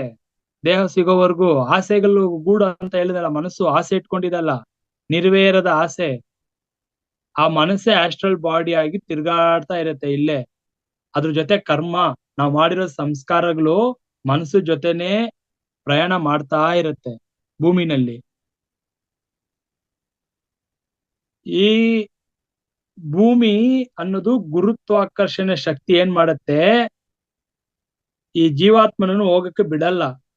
ಈ ಗುರುತ್ವಾಕರ್ಷ ಶಕ್ತಿ ಎಳಿತಾ ಇರುತ್ತೆ, ಯಾವ ಲೋಕಕ್ಕೆ ಹೋಗ್ ಬಿಡದೆ. ಸ್ವರ್ಗಕ್ಕೂ ಹೋಗಲ್ಲ, ಉನ್ನತ ಲೋಕಕ್ಕೂ ಹೋಗಲ್ಲ. ಗೊತ್ತಿಲ್ದೇ ಇರೋ ಲೋಕ ಬಗ್ಗೆನೂ ಮಾತಾಡ್ಬಾರ್ದು. ಫಸ್ಟ್ ಆಫ್ ಆಲ್ ನಾನು ಆತ್ಮ ಅಂದಾಗ ನನ್ನ ಗುರಿ ಅಲ್ಲಿ ಹೋಗಿ ಬ್ರಹ್ಮನಲ್ಲಿ ಆತ್ಮನಲ್ಲಿ ಸೇರಬೇಕು, ಅದೇ ಮುಕ್ತಿ ಮೋಕ್ಷ ಅಂದಾಗ ಈ ಸ್ವರ್ಗಲೋಕ ಪರಲೋಕ ಆ ಲೋಕ ಈ ಲೋಕ ಯಾಕೆ ಇಲ್ದೇ ಲೋಕಗಳ ಬಗ್ಗೆ ನಾವು ಮಾತಾಡ್ಬೇಕು? ಇಲ್ಲ, ಯಾರಾದ್ರೂ ಅಲ್ಲಿ ಹೋದ್ರು ಕೂಡ ಮತ್ತೆ ಭೂಮಿಗೆ ಬರ್ಬೇಕಲ್ಲ. ಆಯ್ತು, ಇವಾಗ ಉನ್ನತ ಲೋಕಕ್ಕೆ ಹೋಗ್ತೀರಾ, ಹೋದ್ರು ಕೂಡ ನೀವು ಮೋಕ್ಷಕ್ಕೆ ಹೋಗಕ್ ಆಗಲ್ವಲ್ಲ. ಮೋಕ್ಷಕ್ಕೆ ಹೋದವರು ಮತ್ತೆ ಯಾವ ಲೋಕಕ್ಕೂ ಹೋಗಲ್ಲ. ಅವರು ಆ ಪರಂಧಾಮ ಪರಲೋಕಕ್ಕೆ ಹೋದವರು ಇಲ್ಲಿ ಬರಲ್ಲ. ನಾವು ಉನ್ನತ ಲೋಕ ಸ್ವರ್ಗಲೋಕಕ್ಕೆ ಹೋದ್ರೆ ಮತ್ತೆ ಭೂಮಿಗೆ ಬರ್ಬೇಕಲ್ಲ. ದೇವತೆಗಳೇ ಬರ್ತಾರೆ ಅಂತ ಹೇಳ್ತಾ ಇದೀನಲ್ಲ, ದೇವತೆಗಳಿಗೂ ಮೋಕ್ಷ ಇಲ್ಲ ಅಂತ ಹೇಳ್ತಾ ಇದ್ದೀನಿ. ಯಾಕೆ ಇಲ್ಲ ದೇವತೆಗಳಿಗೆ ಮೋಕ್ಷ? ಹೇಳಿ ನೋಡೋಣ. ಯಾಕೆ ದೇವತೆಗಳಿಗೆ ಮೋಕ್ಷ ಇಲ್ಲ? ಹೇಗೆ ಅವ್ರು ದೇವತೆಗಳಾದ್ರು?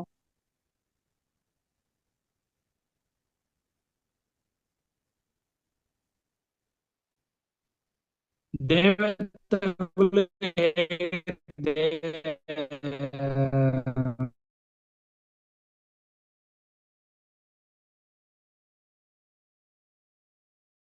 ನಿಮ್ಮಲ್ಲಿ ಬರ್ಬೇಕು ತಂದೆ, ಏನು ವ್ಯತ್ಯಾಸ? ಅವ್ರು ಹೇಗೆ ದೇವತೆಗಳಾದ್ರು?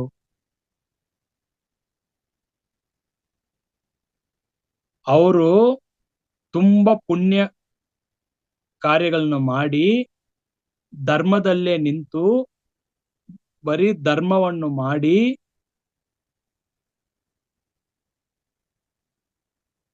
ಪುಣ್ಯದ ಕರ್ಮಗಳನ್ನು ಮಾತ್ರ ಮಾಡಿ ಹೆಚ್ಚಿನ ಪುಣ್ಯದ ಫಲದಿಂದ ಅವರು ದೇವತೆಗಳಾದ್ರು. ನಾವು ಕೂಡ ದೇವತೆಗಳಾಗ್ಬೋದು, ನೀವು ದೇವತೆಗಳೇ, ಎಲ್ರೂ ದೇವತೆಗಳೇ. ಯಾಕಾಗ್ತಾ ಇಲ್ಲ?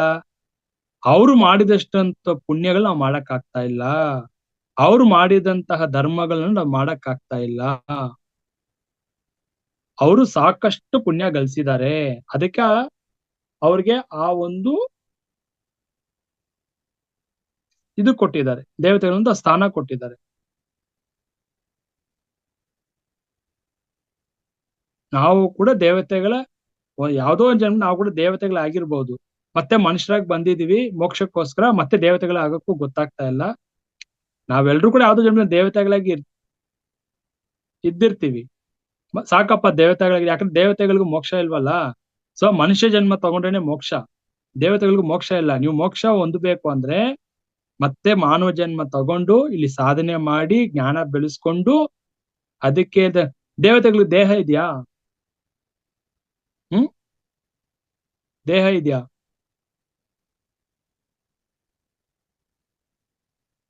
ದೇಹ ಇದೆಯಾ ಇಲ್ವಾ? ಇಲ್ಲ ಅಂದ್ಮೇಲೆ ಮತ್ತೆ ಅವ್ರಿಗೆ ಹೆಂಗ್ ಮೋಕ್ಷ ಸಿಗತ್ತೆ? ಭಗವಂತ ಮನುಷ್ಯನಿಗೆ ಮಾತ್ರನೇ ಈ ದೇಹ ಕೊಟ್ಟಿರೋದು ಏನಕ್ಕೆ?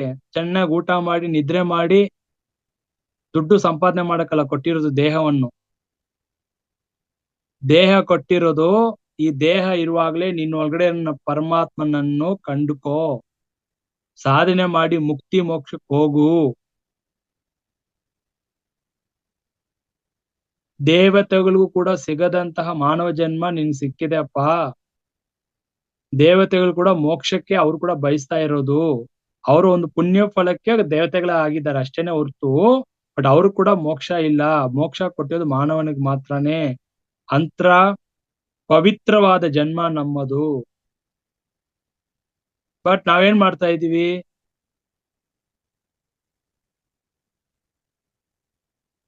ಸಮಯ ವ್ಯರ್ಥ ಮಾಡ್ತಾ ಇದೀವಿ. ಈ ಬೆನ್ನು ಮೂಳೆ ಕೊಟ್ಟಿರೋದು ಮನುಷ್ಯನಿಗೆ ಮಾತ್ರನೇ. ಪ್ರಾಣಿಗಳಿಗಿದ್ಯಾ ಬೆನ್ನು ಮೂಳೆ? ಇದ್ಯಾ? ಸ್ಪೈನ್ ಕೂತ್ಕೊಳ್ತೀವಲ್ಲ ಸ್ಟ್ರೈಟ್ ಆಗಿ, ನಮ್ ತರ ಪ್ರಾಣಿಗಳು ಕೂರಕ್ ಆಗತ್ತಾ? ಯಾಕೆ ನಮ್ಗೆ ಕೊಟ್ಟಿದ್ದಾನೆ? ಯೋಚನೆ ಮಾಡ್ಬೇಕು ತಾನೆ.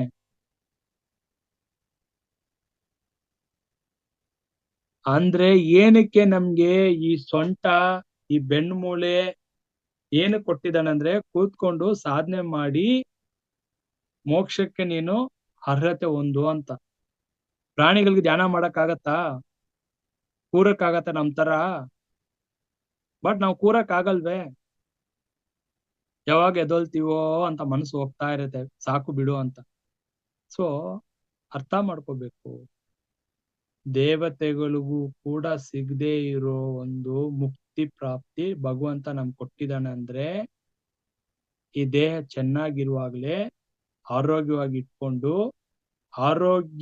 ಇಟ್ಕೊಂಡ್ರೆ ಮಾತ್ರನೇ ಸಾಧನೆ ಮಾಡಕ್ಕಾಗೋದು. ಸಾಧನೆ ಆದ್ರೇನೆ ಮುಕ್ತಿ ಮೋಕ್ಷ ಪ್ರಾಪ್ತಿ ಆಗೋದು ಮಾಸ್ಟರ್ಸ್. ಸೊ ಕೋತಿ ನಮ್ ತರ ಕೂರಕ್ ಆಗಲ್ಲ ಮೇಡಮ್, ಅರ್ಥ ಮಾಡ್ಕೊಳ್ಳಿ. ಕೋತಿಗೂ ನಮಗೂ ವ್ಯತ್ಯಾಸ ಇದೆ. ನಮ್ ತರ ಸ್ಟ್ರೈಟ್ ಆಗಿ ಆ ಪೋಸ್ಟರ್ ಅಲ್ಲಿ ಕೂರಕ್ ಆಗಲ್ಲ. ನಾನು ಹೇಳ್ತಾ ಇರೋದು ನಿಮ್ಗೆ ಅರ್ಥ ಆಗ್ತಿಲ್ಲ. ನಾನ್ ಧ್ಯಾನದ ಬಗ್ಗೆ ಹೇಳ್ತಾ ಇರೋದು. ನಾವು ಸಿನಿಮಾ ಹಾಲಲ್ಲಿ ಕೂರೋ ತರ ಇಲ್ಲ ಚೌಟ್ರಿಯಲ್ಲಿ ಕೂರೋ ತರ ಕೇಳ್ತಾ ಇಲ್ಲ. ನಾನ್ ಕೇಳ್ತಾ ಇರೋದು ಧ್ಯಾನ ಸಾಧನೆ ಮಾಡ್ಲಿಕ್ಕೆ ನಮ್ಗೆ ಬೆನ್ನು ಮೂಳೆ ಕೊಟ್ಟಿರೋದು ಅಂತ. ಮನೇಲಿ ಸೋಫಾನಲ್ಲಿ ಕೂತ್ಕೊಳ್ತೀವಲ್ಲ, ಅದು ಕೋತಿನೂ ಕೂತ್ಕೊಳ್ಳುತ್ತೆ ಆತರ ಸೋಫಾದಲ್ಲಿ ರಿಲ್ಯಾಕ್ಸ್ ಆಗ್ಲಿಕ್ಕೆ. ಅದಕ್ಕಲ್ಲ ನಾನ್ ಕೇಳ್ತಾ ಇರೋದು. ಯಾವ ಪ್ರಾಣಿ ಕೂತ್ಕೊಳ್ಳತ್ತೆ ಕೇಳಿಲ್ಲ. ನಮ್ಗೆ ಯಾಕೆ ಆ ಆ ಯೋಗ ಸ್ಥಿತಿ ಮನುಷ್ಯನಿಗೆ ಮಾತ್ರನೇ. ಆ ಒಂದು ಯೋಗ ಸ್ಥಿತಿ ಪೂರಕ್ಕೆ ಆ ಒಂದು ಆ ಬೆನ್ನು ಮೂಳೆ ಹೀಗೆ ನೇರವಾಗಿರ್ಬೇಕು ಅಂತ ಮನುಷ್ಯನಿಗೆ ಮಾತ್ರನೇ ಕೊಟ್ಟಿರೋದು.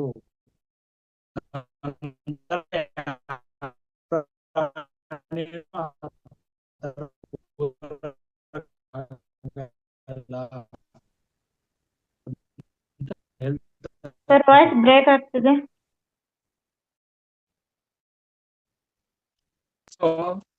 ಫಸ್ಟ್ ಪ್ರತಿಯೊಬ್ಬರು ಬಂದಿರೋ ಉದ್ದೇಶ ಏನು ಅಂತ ತಿಳ್ಕೊಂಡು ಎಲ್ಲ ಪ್ರತಿಯೊಬ್ಬರು ಅದಕ್ಕೆ ಬಂದಿರೋದು ಆ ಸತ್ಯ. ಸೊ ಆ ಸತ್ಯವನ್ನು ತಿಳ್ಕೊಂಡು ನಾವು ಮುಂದೆ ಹೋಗ್ಬೇಕಂತ ಹೇಳಿ ನಾನು ಮಾತನ್ನ ಮುಗಿಸ್ತಾ ಇದ್ದೀನಿ ಮಾಸ್ಟರ್. ಕೊಟ್ಟಿದ್ದಕ್ಕೆ ಎಲ್ರಿಗೂ ಥ್ಯಾಂಕ್ ಯು.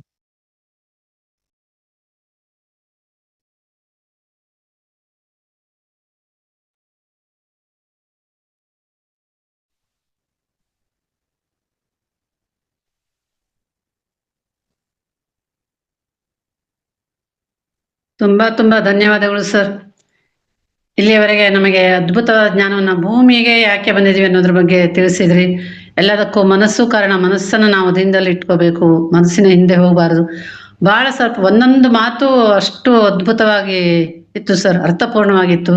ನಾವು ಒಂದಲ್ಲ 10 ಸರ್ತಿ ನೋಡ್ಬೇಕು ಸರ್. ನಿಜ ನಿಮ್ಮ ಮುಂದೆ ನಮ್ದು ಏನು ಜ್ಞಾನ ಜೀರೋ ಸರ್. ಅಷ್ಟು ಅದ್ಭುತವಾಗಿ ತಿಳಿಸ್ತೀನಿ ನೀವು. ತುಂಬಾ ತುಂಬಾ ಧನ್ಯವಾದಗಳು sir. Thank you sir. Thank you.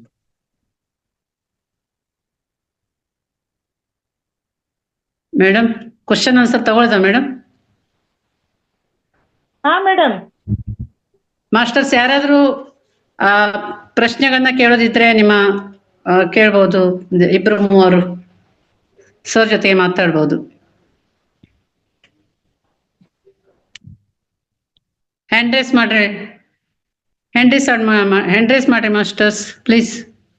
ಪ್ರಶ್ನೆಗಳಿದ್ರೆ ಕೇಳಿ. Yes master. 2-3 ಮಾಸ್ಟರ್ ದಯವಿಟ್ಟು ಒಂದೆರಡು ಅನಿಸಿಕೆಗಳನ್ನ ತಿಳಿಸಬೇಕಾಗಿ ವಿನಂತಿ. ನಮಸ್ತೆ ಸರ್. ಎಲ್ಲ ಆತ್ಮಬಂಧಿಗಳಿಗೂ ನಮಸ್ಕಾರಗಳು. ವಿಜಯಕಾಂತ್ ಸರ್ ಕೊಟ್ಟಿರ್ತಕ್ಕಂಥ ವಿಷಯ ಇಲ್ಲಿ ಪ್ರಶ್ನೆ ಅಂತಕ್ಕಂಥದ್ದು ಬರಲ್ಲ. ಆದ್ರೆ ಪ್ರತಿ ಪದನು ಕೂಡ ಅವರು ಪ್ರತಿ ವಾಕ್ಯವನ್ನು ಹೇಳ್ತಾ ಇರ್ಬೇಕಾದ್ರೆ ನಮ್ಮಲ್ಲಿ ಒಂಥರ ಅದೇನೋ ಕ್ಯೂರಿಯಾಸಿಟಿ ಅಂತ ಹೇಳ್ತಾರಲ್ಲ, ಅಂದ್ರೆ ಕುತೂಹಲ ಬರ್ತಾ ಇತ್ತು. ಹೌದಾ, ಇದು ಗೊತ್ತೇ ಇಲ್ಲಲ್ಲ ನಮಗೆ. ಹೇಗೆಂದ್ರೆ ಸಣ್ಣ ಮಕ್ಕಳು ಅಪ್ಪ ಅಮ್ಮನ ಜೊತೆ ಇರ್ತಾರ. ಒಂದ್ ದಿವಸ ಅಪ್ಪ ಅಮ್ಮನ ಬೇರ್ಪಡಿಸಿ ಅವ್ರನ್ನ ಎಲ್ಲೋ ಇದೊಂದು ಕಾಡಿನಲ್ಲಿ ಬಿಟ್ಟು ಅವ್ರಿಗೆ ಸುತ್ತಮುತ್ತಲು ಏನು ಇಲ್ಲದಂತ ವ್ಯವಸ್ಥೆ ಒಳಗೆ ಬಿಟ್ಟು ಬಂದ್ಬಿಟ್ರೆ ಅವ್ರಿಗೆ ಏನು ಗೊತ್ತಾಗಲ್ಲ ಅಲ್ಲಿ. ಯಾಕಂದ್ರೆ ಯಾವ ಮನುಷ್ಯರ ತರದ ವ್ಯಕ್ತಿಗಳಲ್ಲಿ ಏನು ಇರಲ್ಲ, ಎತ್ಲ ಹೋಗ್ಬೇಕು, ಏನ್ ಮಾಡ್ಬೇಕು ಅನ್ನೋದೇ ಗೊತ್ತಾಗಲ್ಲ. ಹಂಗೆ ಇವತ್ತು ವಿಜಯಕಾಂತ್ ಸರ್ ಕ್ಲಾಸ್ ಮಾಡ್ತಾ ಇರ್ಬೇಕಾದ್ರೆ ನಮ್ಗನ್ಸೋದು, ಹೌದಾ ಹೀಗೆ ಐತೆ ಹಂಗಾರೆ. ನಾವೇನ್ ತಿಳ್ಕೊಂಡಿದೀವಿ, ನಾವು ಆಲೋಚನೆ ಧ್ಯಾನ ಮಾಡೋದು ಇತ್ತಿತ್ಲ ಗೊತ್ತಾಗಿದೆ, ಧ್ಯಾನಕ್ಕೆ ಕೂತಿರ್ತೀವಿ, ಮನಸ್ಸು ನಿಗ್ರಹ ಮಾಡಕ್ ಆಗ್ತಾ ಇಲ್ಲ, ಓಡ್ತಿರುತ್ತೆ. ಹೋಗ್ಲಿ ಏನಾದ್ರು ಮಾಡಿ ಅಲ್ಲಿ ನಮ್ಮ ರಂಗನಾಥ್ ಸರ್ ಹೇಳ್ತಾ ಇದಾರೆ, ಅಲ್ಲಿ ಕಟ್ ಮಾಡ್ರಿ ಅದನ್ನೇ ಮತ್ತೊಂದು ಇಲ್ಲಿಗೆ ಏಕಾಂತದಲ್ಲಿ ಕುಂದಿರ್ಸ್ರಿ ಅಂತ ಹೇಳ್ತಾ ಇದಾರೆ. ಆ ಪ್ರಯತ್ನ ಮಾಡ್ತಾ ಇದ್ದೀವಿ ಕರೆ, ಬಟ್ ಅದು ಮನಸ್ಸು ಓಡ್ತಾನೆ ಇತ್ತು. ಯಾಕೆ ಹಿಂಗ್ ಮಾಡ್ತತಿ ಇದು? ನಾನು ಒಳ್ಳೆ ಸಾಧನೆ ಮಾಡ್ಬೇಕು, ಒಂದು ಮೋಕ್ಷ ಹೊಂದ್ಬೇಕು, ಒಂದು ಸತ್ಕಾರ್ಯದಲ್ಲಿ ನಾನು ಭಾಗವಹಿಸ್ಬೇಕು ಅನ್ನೋ ಉದ್ದೇಶ ಇಟ್ಕೊಂಡು ಧ್ಯಾನ ಮಾಡೋಣ ಅಂತ ಕೂತ್ಕೊಂಡ್ರೆ ಬರೀ ನನ್ನ ಬರೀ ಡಿಸ್ಟರ್ಬ್ ಮಾಡ್ತಾ ಇತ್ತಲ್ಲ. ಹಂಗಾರೆ ಇದು ಏನಾದ್ರೂ ಒಂದು ಪ್ರಾಣಿ, ಒಂದು ಪಕ್ಷಿ ಆಗಿದ್ರೆ ಹಿಡಿದು ಹಗ್ಗ ಹಚ್ಚಿ ಕೈ ಬಿಡ್ಬೋದಾಗಿತ್ತು. ಬಟ್ ಇದು ಹಂಗ್ ಮಾಡಕ್ ಆಗಲ್ಲ, ಕೈ ಸಿಗ್ತಾ ಇಲ್ಲ. ಏನ್ ಮಾಡ್ಬೇಕು ಅಂತ ಒಂದು ಪ್ರಶ್ನಾರ್ಥಕ ಇಟ್ಕೊಂಡ್ ಕುತ್ಕಂತ ಸಂದರ್ಭದಲ್ಲಿ ಇವತ್ತು ಮಾಡಿರ್ತಕ್ಕಂತ ವಿಜಯ್ ಸರ್ ಒಂದು ಸೆಷನ್ ಏನಾಗ್ತದೆ, ಎಲ್ಲಿ ನಮ್ಗೆ ಅದು ಇದು ಆಗ್ತಾ ಇದೆ, ಎಲ್ಲಿ ನಾವು ಅದನ್ನ ಮನಸ್ಸೆಂಬ ಪಕ್ಷಿನ ಕಪಿಯನ್ನು ಕೈ ಬಿಟ್ಬಿಟ್ಟಿದೇವಿ, ಯಾಕೆ ಕಟ್ಟಕ್ ಆಗ್ತಾ ಇಲ್ಲ, ಕಟ್ಬೇಕಾದ್ರೆ ಏನ್ ಮಾಡ್ಬೇಕು ನೋಡಿ. ಇದಕ್ಕೆ ಪೂರ್ವ ಸಿದ್ಧಾಂತ ನಾವು ಸ್ವಲ್ಪ ತಿಳ್ಕೊಂಡಾಗ ಗೊತ್ತಾಗತ್ತೆ, ಓಹೋ ಈ ಮನಸ್ಸೆಂಬ ಮರ್ಕಟ ಮಂಗ ಇದಕ್ಕೆ ಹಿಂಗ್ ಮಾಡ್ತಾ ಐತಿ ಅಂತ ಹೇಳ್ಬಿಟ್ಟು. ಅದಕ್ಕೆ ಅಟ್ಲೀಸ್ಟ್ ಇದು ಬಿಗಿನಿಂಗ್ ಅಂತ ಮಾತ್ರ ಹೇಳ್ಬೋದು ಗುರುಜಿ, ಇದಕ್ಕಂತ ಹೆಚ್ಚಿನ ನಮಗೆ ಮಾತಾಡಕ್ ಆಗ್ತಾ ಇಲ್ಲ. ಯಾಕಂದ್ರೆ ಬಹಳ ಅದ್ಭುತ ಅಮೋಘವಾಗಿದೆ ನೀವು ಕೊಟ್ಟಿರ್ತಕ್ಕಂಥ ಸೆಷನ್. ಎಲ್ಲದೂ ಕೂಡ ಹೊಸದೇ ಅಂತ ಹೇಳ್ಬೋದು. ಈಗ ನಾವು ಇಲ್ಲಿವರೆಗೂ ಓದಂಥದ್ದು ತಿಳ್ಕೊಂಡಿರ್ತಕ್ಕಂಥದ್ದು ಕೆಲವು ಕಡೆ ಸ್ಕೂಲಲ್ಲಿ ಬಂದಿರತಕ್ಕಂತ ಪಠ್ಯ ಪುಸ್ತಕದಲ್ಲಿ ಓದಿರ್ತಕ್ಕಂಥದ್ದು ಕೆಲವೊಂದಿಷ್ಟು ಮಾತ್ರ ಅದು ತಳಪಾಯ ಅಂತ ಹೇಳ್ಬೋದು ಅಷ್ಟೇ. ಇನ್ನು ಬಿಟ್ರೆ ಆಧ್ಯಾತ್ಮಿಕ ಸಂಬಂಧಪಟ್ಟ ವಿಷಯ ನಮ್ಗೆ ಎಲ್ಲಿ ಸಿಗುತ್ತೆ? ಎಲ್ಲೂ ಸಿಗಲ್ಲ. ಅದೇನೋ ಪುರಾಣ ಪ್ರವಚನಗಳನ್ನ ನೋಡ್ತಕ್ಕಂಥ ಅಭ್ಯಾಸ ಇಟ್ಕೊಂಡ್ರೆ ಅಲ್ಲಿ ಒಂಚೂರಿನ ಸಿಗ್ಬೋದು, ಅದು ಆಸಕ್ತಿಯಿಂದ ಕೇಳಿದ್ರೆ. ಬಿಟ್ರೆ ಕೆಲವೊಬ್ರು ನಮ್ಮ ವಿಜಾಪುರದ ಸಿದ್ದೇಶ್ ಗುರೂಜಿ ಅವರು, ಕೊಪ್ಪಳದ ಗುರುಜಿ ಅಂತವ್ರು, ಇಂಥವ್ರು ಏನಾದ್ರು ಕೆಲವೊಂದಿಷ್ಟು ವೇದಾಂತಗಳನ್ನ ಹೇಳ್ತಾ ಇರ್ಬೇಕಾದ್ರೆ ಅಲ್ಲಿ ಒಂಚೂರು ಗೊತ್ತಾಗುತ್ತೆ, ಹೌದಲ್ಲ ಹಂಗಾರ ನಾನು ಯಾರು, ಏನಕ್ ಬಂದಿದೆ, ನಾನು ನನ್ನ ಕರ್ತವ್ಯ ಏನು, ನಾ ಹೆಂಗಿರ್ಬೇಕು, ಏನ್ ಮಾಡ್ಬೇಕು, ಮೋಕ್ಷ ಯಾಕೆ ಹೊಂದ್ಬೇಕು, ನಿರಂತರ ನಂಗೆ ಜನ್ಮ ಇದು ಬೇಡ ಅಂದ್ರೆ ನಾ ಏನ್ ಮಾಡ್ಬೇಕು ಅಂತಕ್ಕಂಥ ಅಲ್ಲಿ ಸ್ವಲ್ಪ ಆಲೋಚನೆ ಬಿಟ್ರೆ ಪರಿಹಾರ ಸಿಗ್ತಾ ಇರ್ಲಿಲ್ಲ. ಬಟ್ ಇಲ್ಲಿ ಸಂಪೂರ್ಣ ಒಂದು ಪ್ಯಾಕೇಜ್ ಅಂತ ಹೇಳ್ಬೋದು, ಆ ತರ ಪ್ಯಾಕೇಜ್ ರೂಪದಲ್ಲಿ ಕೊಟ್ಟಿದ್ದೀರಾ ಗುರುಜಿ ಇವತ್ತು. ನಿಜ ಕೂಡ ಇದನ್ನ ನಾವು ಸಂಪೂರ್ಣ ತಗೋಬೇಕಾಗಿದೆ. ಬಹಳ ಅಂದ್ರೆ ಇದು ಒಂದು degree, PUC degree, master degree, PhD ಮುಗಿಸ್ ಹೊರ ಬರ್ಬೇಕು ಅಂದ್ರೆ ಒಂದು SSLC ಅಂತಕ್ಕಂಥ ಒಂದು ಸ್ಟೆಪ್ ಮುಗಿಸಿದ ಮೇಲೆ ಅವೆಲ್ಲವೂ ಸ್ಟಾರ್ಟ್ ಆಗ್ತಾವ. ಹಂಗ ಏನೋ ಒಂದು ಪ್ರೈಮರಿ ಸ್ಕೂಲ್ ಅಂತಕ್ಕಂಥದ್ದನ್ನ ಮಾತ್ರ ಇವತ್ತು ನಾವು ತಿಳ್ಕೊಂಡ್ವಿ ಅಂತ ಮಾತ್ರ ಹೇಳಕ್ ಇಷ್ಟಪಡ್ತೇನೆ ಗುರುಜಿ. ಕಲಿಯೋದು ಬಹಳ ಇದೆ ಇಲ್ಲಿ. ತಮ್ಮಂತವ್ರು ನಮಗೆ ನಿರಂತರ ಬಂದು ಕೊಡೋದ್ರಿಂದ ಕನಿಷ್ಠ ಒಂದು 10-15 ಸೆಷನ್ ಕೊಟ್ಟಾಗ ಒಂದ್ ಸ್ವಲ್ಪ ಏನೋ ಪರಿಪೂರ್ಣರು ಆಗ್ಲಿಕ್ಕಿಲ್ಲ, ಪೂರ್ಣರು ಅಂತ ಏನಕ್ಕಂತ ಒಂದು ಭಾವ ನಮ್ಮಲ್ಲಿ ಬರ್ಬೋದೇನೋ. ಆನಂತರ ನಿರಂತರ ನಮ್ಮ ಸ್ವಯಂ ಪ್ರಯತ್ನದಿಂದ ಪರಿಪೂರ್ಣರು ಆಗ್ಲಿಕ್ಕೆ ಸಾಧ್ಯತೆ ಇದೆ ಅಂತಕ್ಕಂಥ ಮಾತನ್ನ ಹೇಳಕ್ ಇಷ್ಟಪಡ್ತೇನೆ. ಅತ್ಯದ್ಭುತವಾಗಿರ್ತಕ್ಕಂಥ ಮಾಹಿತಿ ಕೊಟ್ಟಿರ್ತಕ್ಕಂಥ ತಮಗೆ ವಿಜಯಕಾಂತ್ ಸರ್ಗೆ ಎಲ್ಲರ ಪರವಾಗಿ, ಮಹಾವತಾರ್ ಫೌಂಡೇಶನ್ ಪರವಾಗಿ, ನೀವು ಸಿಕ್ಕಿದಿರಲ್ಲ ಪುಣ್ಯ. ನಾವೆಷ್ಟು ಭಾಗ್ಯವಂತರು ಇದನ್ನೆಲ್ಲ ತಗೊಳಕ್ಕೆ, ಅದು ಮನೆಯಲ್ಲಿ ಕುತ್ಕೊಂತ ತಗೊಳ್ತಾ ಇದಾವಲ್ಲ ನಾವು ಅಂತ ಮಾತನ್ನ ಹೇಳಕ್ ಇಷ್ಟಪಡ್ತೇನೆ. ಕೋಟಿ ಕೋಟಿ ನಮನಗಳು Guruji. Thank you sir.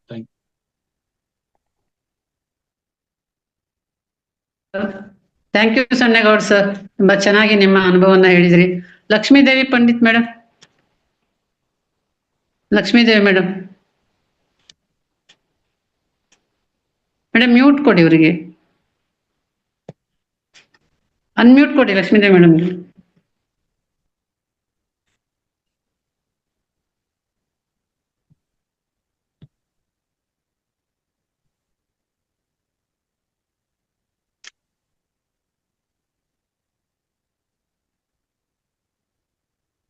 Ashwini madam,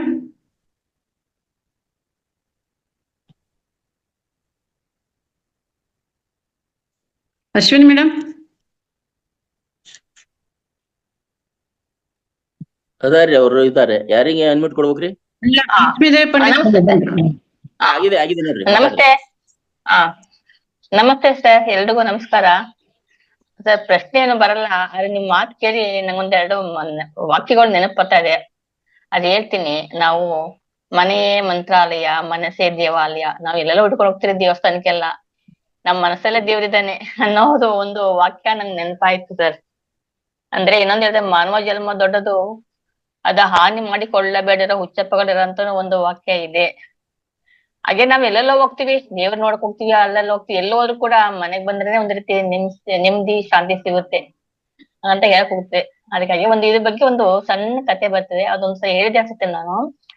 ಒಂದ್ಸರಿ ದೇವರು ಎಲ್ಲೆಲ್ಲೋ ದೇವ್ರಕ್ಕೆ ಹೋಗ್ತಾರೆ, ರಾಕ್ಷಸರು ಹೋಗ್ತಾರೆ, ತಪಸ್ವಿಗಳು ಹೋಗ್ತಾರೆ, ನಾರಾಯಣನ ಹುಡ್ಕೊಂಡು ಹೋಗ್ತಾರೆ. ನಾರಾಯಣಿಗೆ ಭಯ ಆಗುತ್ತೆ, ರಾಕ್ಷಸರು ಬರ್ತಾ ಇದಾರೆ, ತಪಸ್ಸುಗಳು ಬರ್ತಿದಾರೆ, ಇಬ್ರು ಏನ ಡಿಮ್ಯಾಂಡ್ ಮಾಡ್ತಾರಪ್ಪ, ಇಬ್ಬರನ್ನ ಹೇಗೆ ಸಾಲ್ವ್ ಮಾಡೋದು ಪ್ರಾಬ್ಲಮ್ ಅಂತ ಅವೇ ಮಾಡ್ತಾನೆ ಈ ಪರಮಾತ್ಮ ಓಡ ಹೋಗ್ ಶುರು ಮಾಡ್ತಾನೆ. ಎಲ್ಲೆಲ್ಲ ಹೋಗ್ತಾನೆ, ಎಲ್ಲೆಲ್ಲ ಹುಡ್ಕೊಂಡು ಬರ್ತಾರ ರಾಕ್ಷಸರು, ಗೊತ್ತಾಗುತ್ತೆ ಅವ್ರು ಹುಡ್ಕೊಂಡ್ ಬರ್ತಾರೆ, ತಪಸ್ಸುಗಳು ಗೊತ್ತಾಗುತ್ತೆ, ಎಲ್ಲೆಲ್ಲ ಹೋದ್ರು ಅಲ್ಲೆಲ್ಲ ಹುಡ್ಕೊಂಡ್ ಬರ್ತಾ ಇರ್ತಾರೆ. ಎಲ್ಲರೂ ಬರಲ್ಲ, ಹತ್ರ ಸುತ್ತಲ ಪಥ ಎಲ್ಲರೂ ಬರಲ್ಲ, ಅಲ್ಲೆಲ್ಲ ಬರ್ತಾ ಇರ್ತಾರೆ. ಆಗ ನಾರದ ಹೇಳ್ತಾನೆ, ಎಲ್ಲೋಗ್ಬೇಡ ಕಣಪ್ಪ, ನೀನು ಭಕ್ತರ ಹೃದಯಕ್ಕೆ ಹೋಗಿ ಸೇರ್ಕೊಂಬಿಡು. ಆಗ ಭಕ್ತರು ಎಲ್ಲಿ ಹುಡ್ಕಕ್ ಹೋಗಲ್ಲ, ಮನಸ್ಸು ಹುಡುಕ್ತಾರ, ಅವ್ರು ಮನಸ್ಸು ಹುಡುಕ್ರು ಮಾತ್ರ ಗೊತ್ತಾಗುತ್ತೆ ಎಲ್ಲಿ ಹುಡ್ಕಕ್ಕ ಅಂತ ಹೇಳ್ತಾರೆ. ಅವಾಗ ಭಗವಂತ ಅವರ ಮನಸ್ಸಿನ ಸೇರ್ಕೊಂಡ್ಬಿಡ್ತಾನೆ. ಆತರ ಕತೆ ಇದೆ. ಭಗವಂತ ನಮ್ಮಲ್ಲೇ ಇದ್ದಾನೆ, ನಾವೆಲ್ಲ ಹುಡ್ತಾ ಇದೀವಿ ಅನ್ನೋದು ಒಂದು ವಾಕ್ಯ ನೆನಪಾಯ್ತು. ತುಂಬಾ ಚೆನ್ನಾಗಿತ್ತು. ಧನ್ಯವಾದಗಳು. Thank you.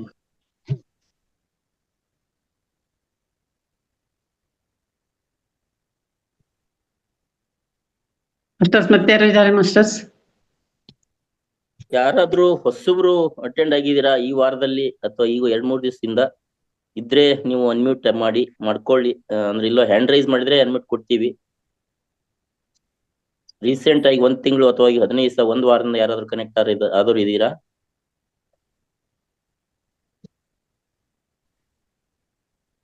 Okay madam, mostly ಅವರಿಗೆ ಅನ್ಮ್ಯೂಟ್ ಆಗ್ಲಿಕ್ಕೆ ಹ್ಯಾಂಡ್ ರೈಸ್ ಮಾಡಕ್ಕೂ ಆಪ್ಷನ್ ಗೊತ್ತಾಗ್ತಿಲ್ಲ ಅನ್ಸ್ತಾ ಭಾವಿಸ್ತಾ ಟೈಮ್ ಆಗಿದೆ. ಎಲ್ಲರ ಪರವಾಗಿ ಗುರುಜಿಗೆ ಅಭಿನಂದನೆ ಸಲ್ಲಿಸಿ ಇವತ್ತಿನ ಕಾರ್ಯಕ್ರಮ ಸಂಪನ್ನಗೊಳಿಸಿ. ಯಾರ್ದು ಹ್ಯಾಂಡ್ ರೈಸ್ ಬಂತ? ಶ್ರುತಿ ಮೇಡಮ್ ಇದ್ದಾರೆ. ಮಾತಾಡಿ ಮೇಡಮ್. ನಮಸ್ತೆ ಸರ್. ವೆಲ್ಕಮ್, ಹೇಳಿ ಮೇಡಮ್. ಹಾ ಸರ್, ನಾನು 3-4 ಡೇ 2 ಡೇಸ್ ಆಯ್ತು ಸರ್ ಅಟೆಂಡ್ ಆಗ್ಲಿಕ್ಕೆ. ಹಾ ಸರ್, ಮಾರ್ನಿಂಗು ಅಟೆಂಡ್ ಆದೆ. ಮೊದ್ಲೆಲ್ಲ ಧ್ಯಾನ ಮಾಡ್ತಾ ಇದ್ದೆ ಸರ್, ಕಂಟಿನ್ಯೂಟಿ ಮಿಸ್ ಆಗ್ಬಿಟ್ಟಿತ್ತು. ಡೈಲಿ ಅಟೆಂಡ್ ಆಗ್ಬೇಕು ಅನ್ಕೋತಾ ಇದ್ದೆ, ಆಗ್ತಾ ಇರ್ಲಿಲ್ಲ ಸರ್. ನಿನ್ನೆಯಿಂದ ಜಾಯ್ನ್ ಆಗಿದ್ದೀನಿ, ತುಂಬಾನೇ ಖುಷಿ ಆಗ್ತಿದೆ ಸರ್. ನನ್ನಲ್ಲಿ ಎಷ್ಟೋ ಪ್ರಶ್ನೆಗಳಿದ್ವು, ಅದಕ್ಕೆಲ್ಲ ಒಂದೊಂದೇ ಉತ್ತರ. ಎಸ್, ಇವತ್ತಿನ ಸೆಷನ್ ಬಗ್ಗೆ ಏನ್ ಹೇಳಕ್ ಇಷ್ಟಪಡ್ತೀರಿ ಮೇಡಮ್? ನೆಟ್ವರ್ಕ್ ಇಶ್ಯೂ ಇದೆ ಅನ್ಸುತ್ತೆ, ಮೋಸ್ಟ್ಲಿ ನಿಮ್ದು ವಾಯ್ಸ್ ಕೇಳ್ತಾ ಇಲ್ಲ, ಕ್ಷಮೆ ಇರಲಿ. ಎಸ್, ಕಂಟಿನ್ಯೂ ಮಾಡಿ ಸುಜಾತಾ ಮೇಡಮ್. ಒಂದೊಂದೇ ಪ್ರಶ್ನೆಗಳಿಗೆ ಉತ್ತರ ಸಿಗ್ತಾ ಇದೆ ಸರ್. ತುಂಬಾ ಖುಷಿ ಕೂಡ ಆಗ್ತಾ ಇದೆ. ಧನ್ಯವಾದಗಳು ಸರ್ ನಿಮ್ಗೆ. ತುಂಬಾ ಚೆನ್ನಾಗಿ ಹೇಳ್ಕೊಡ್ತೀವಿ ಸರ್. ನಿಮ್ದು ವಿಡಿಯೋ.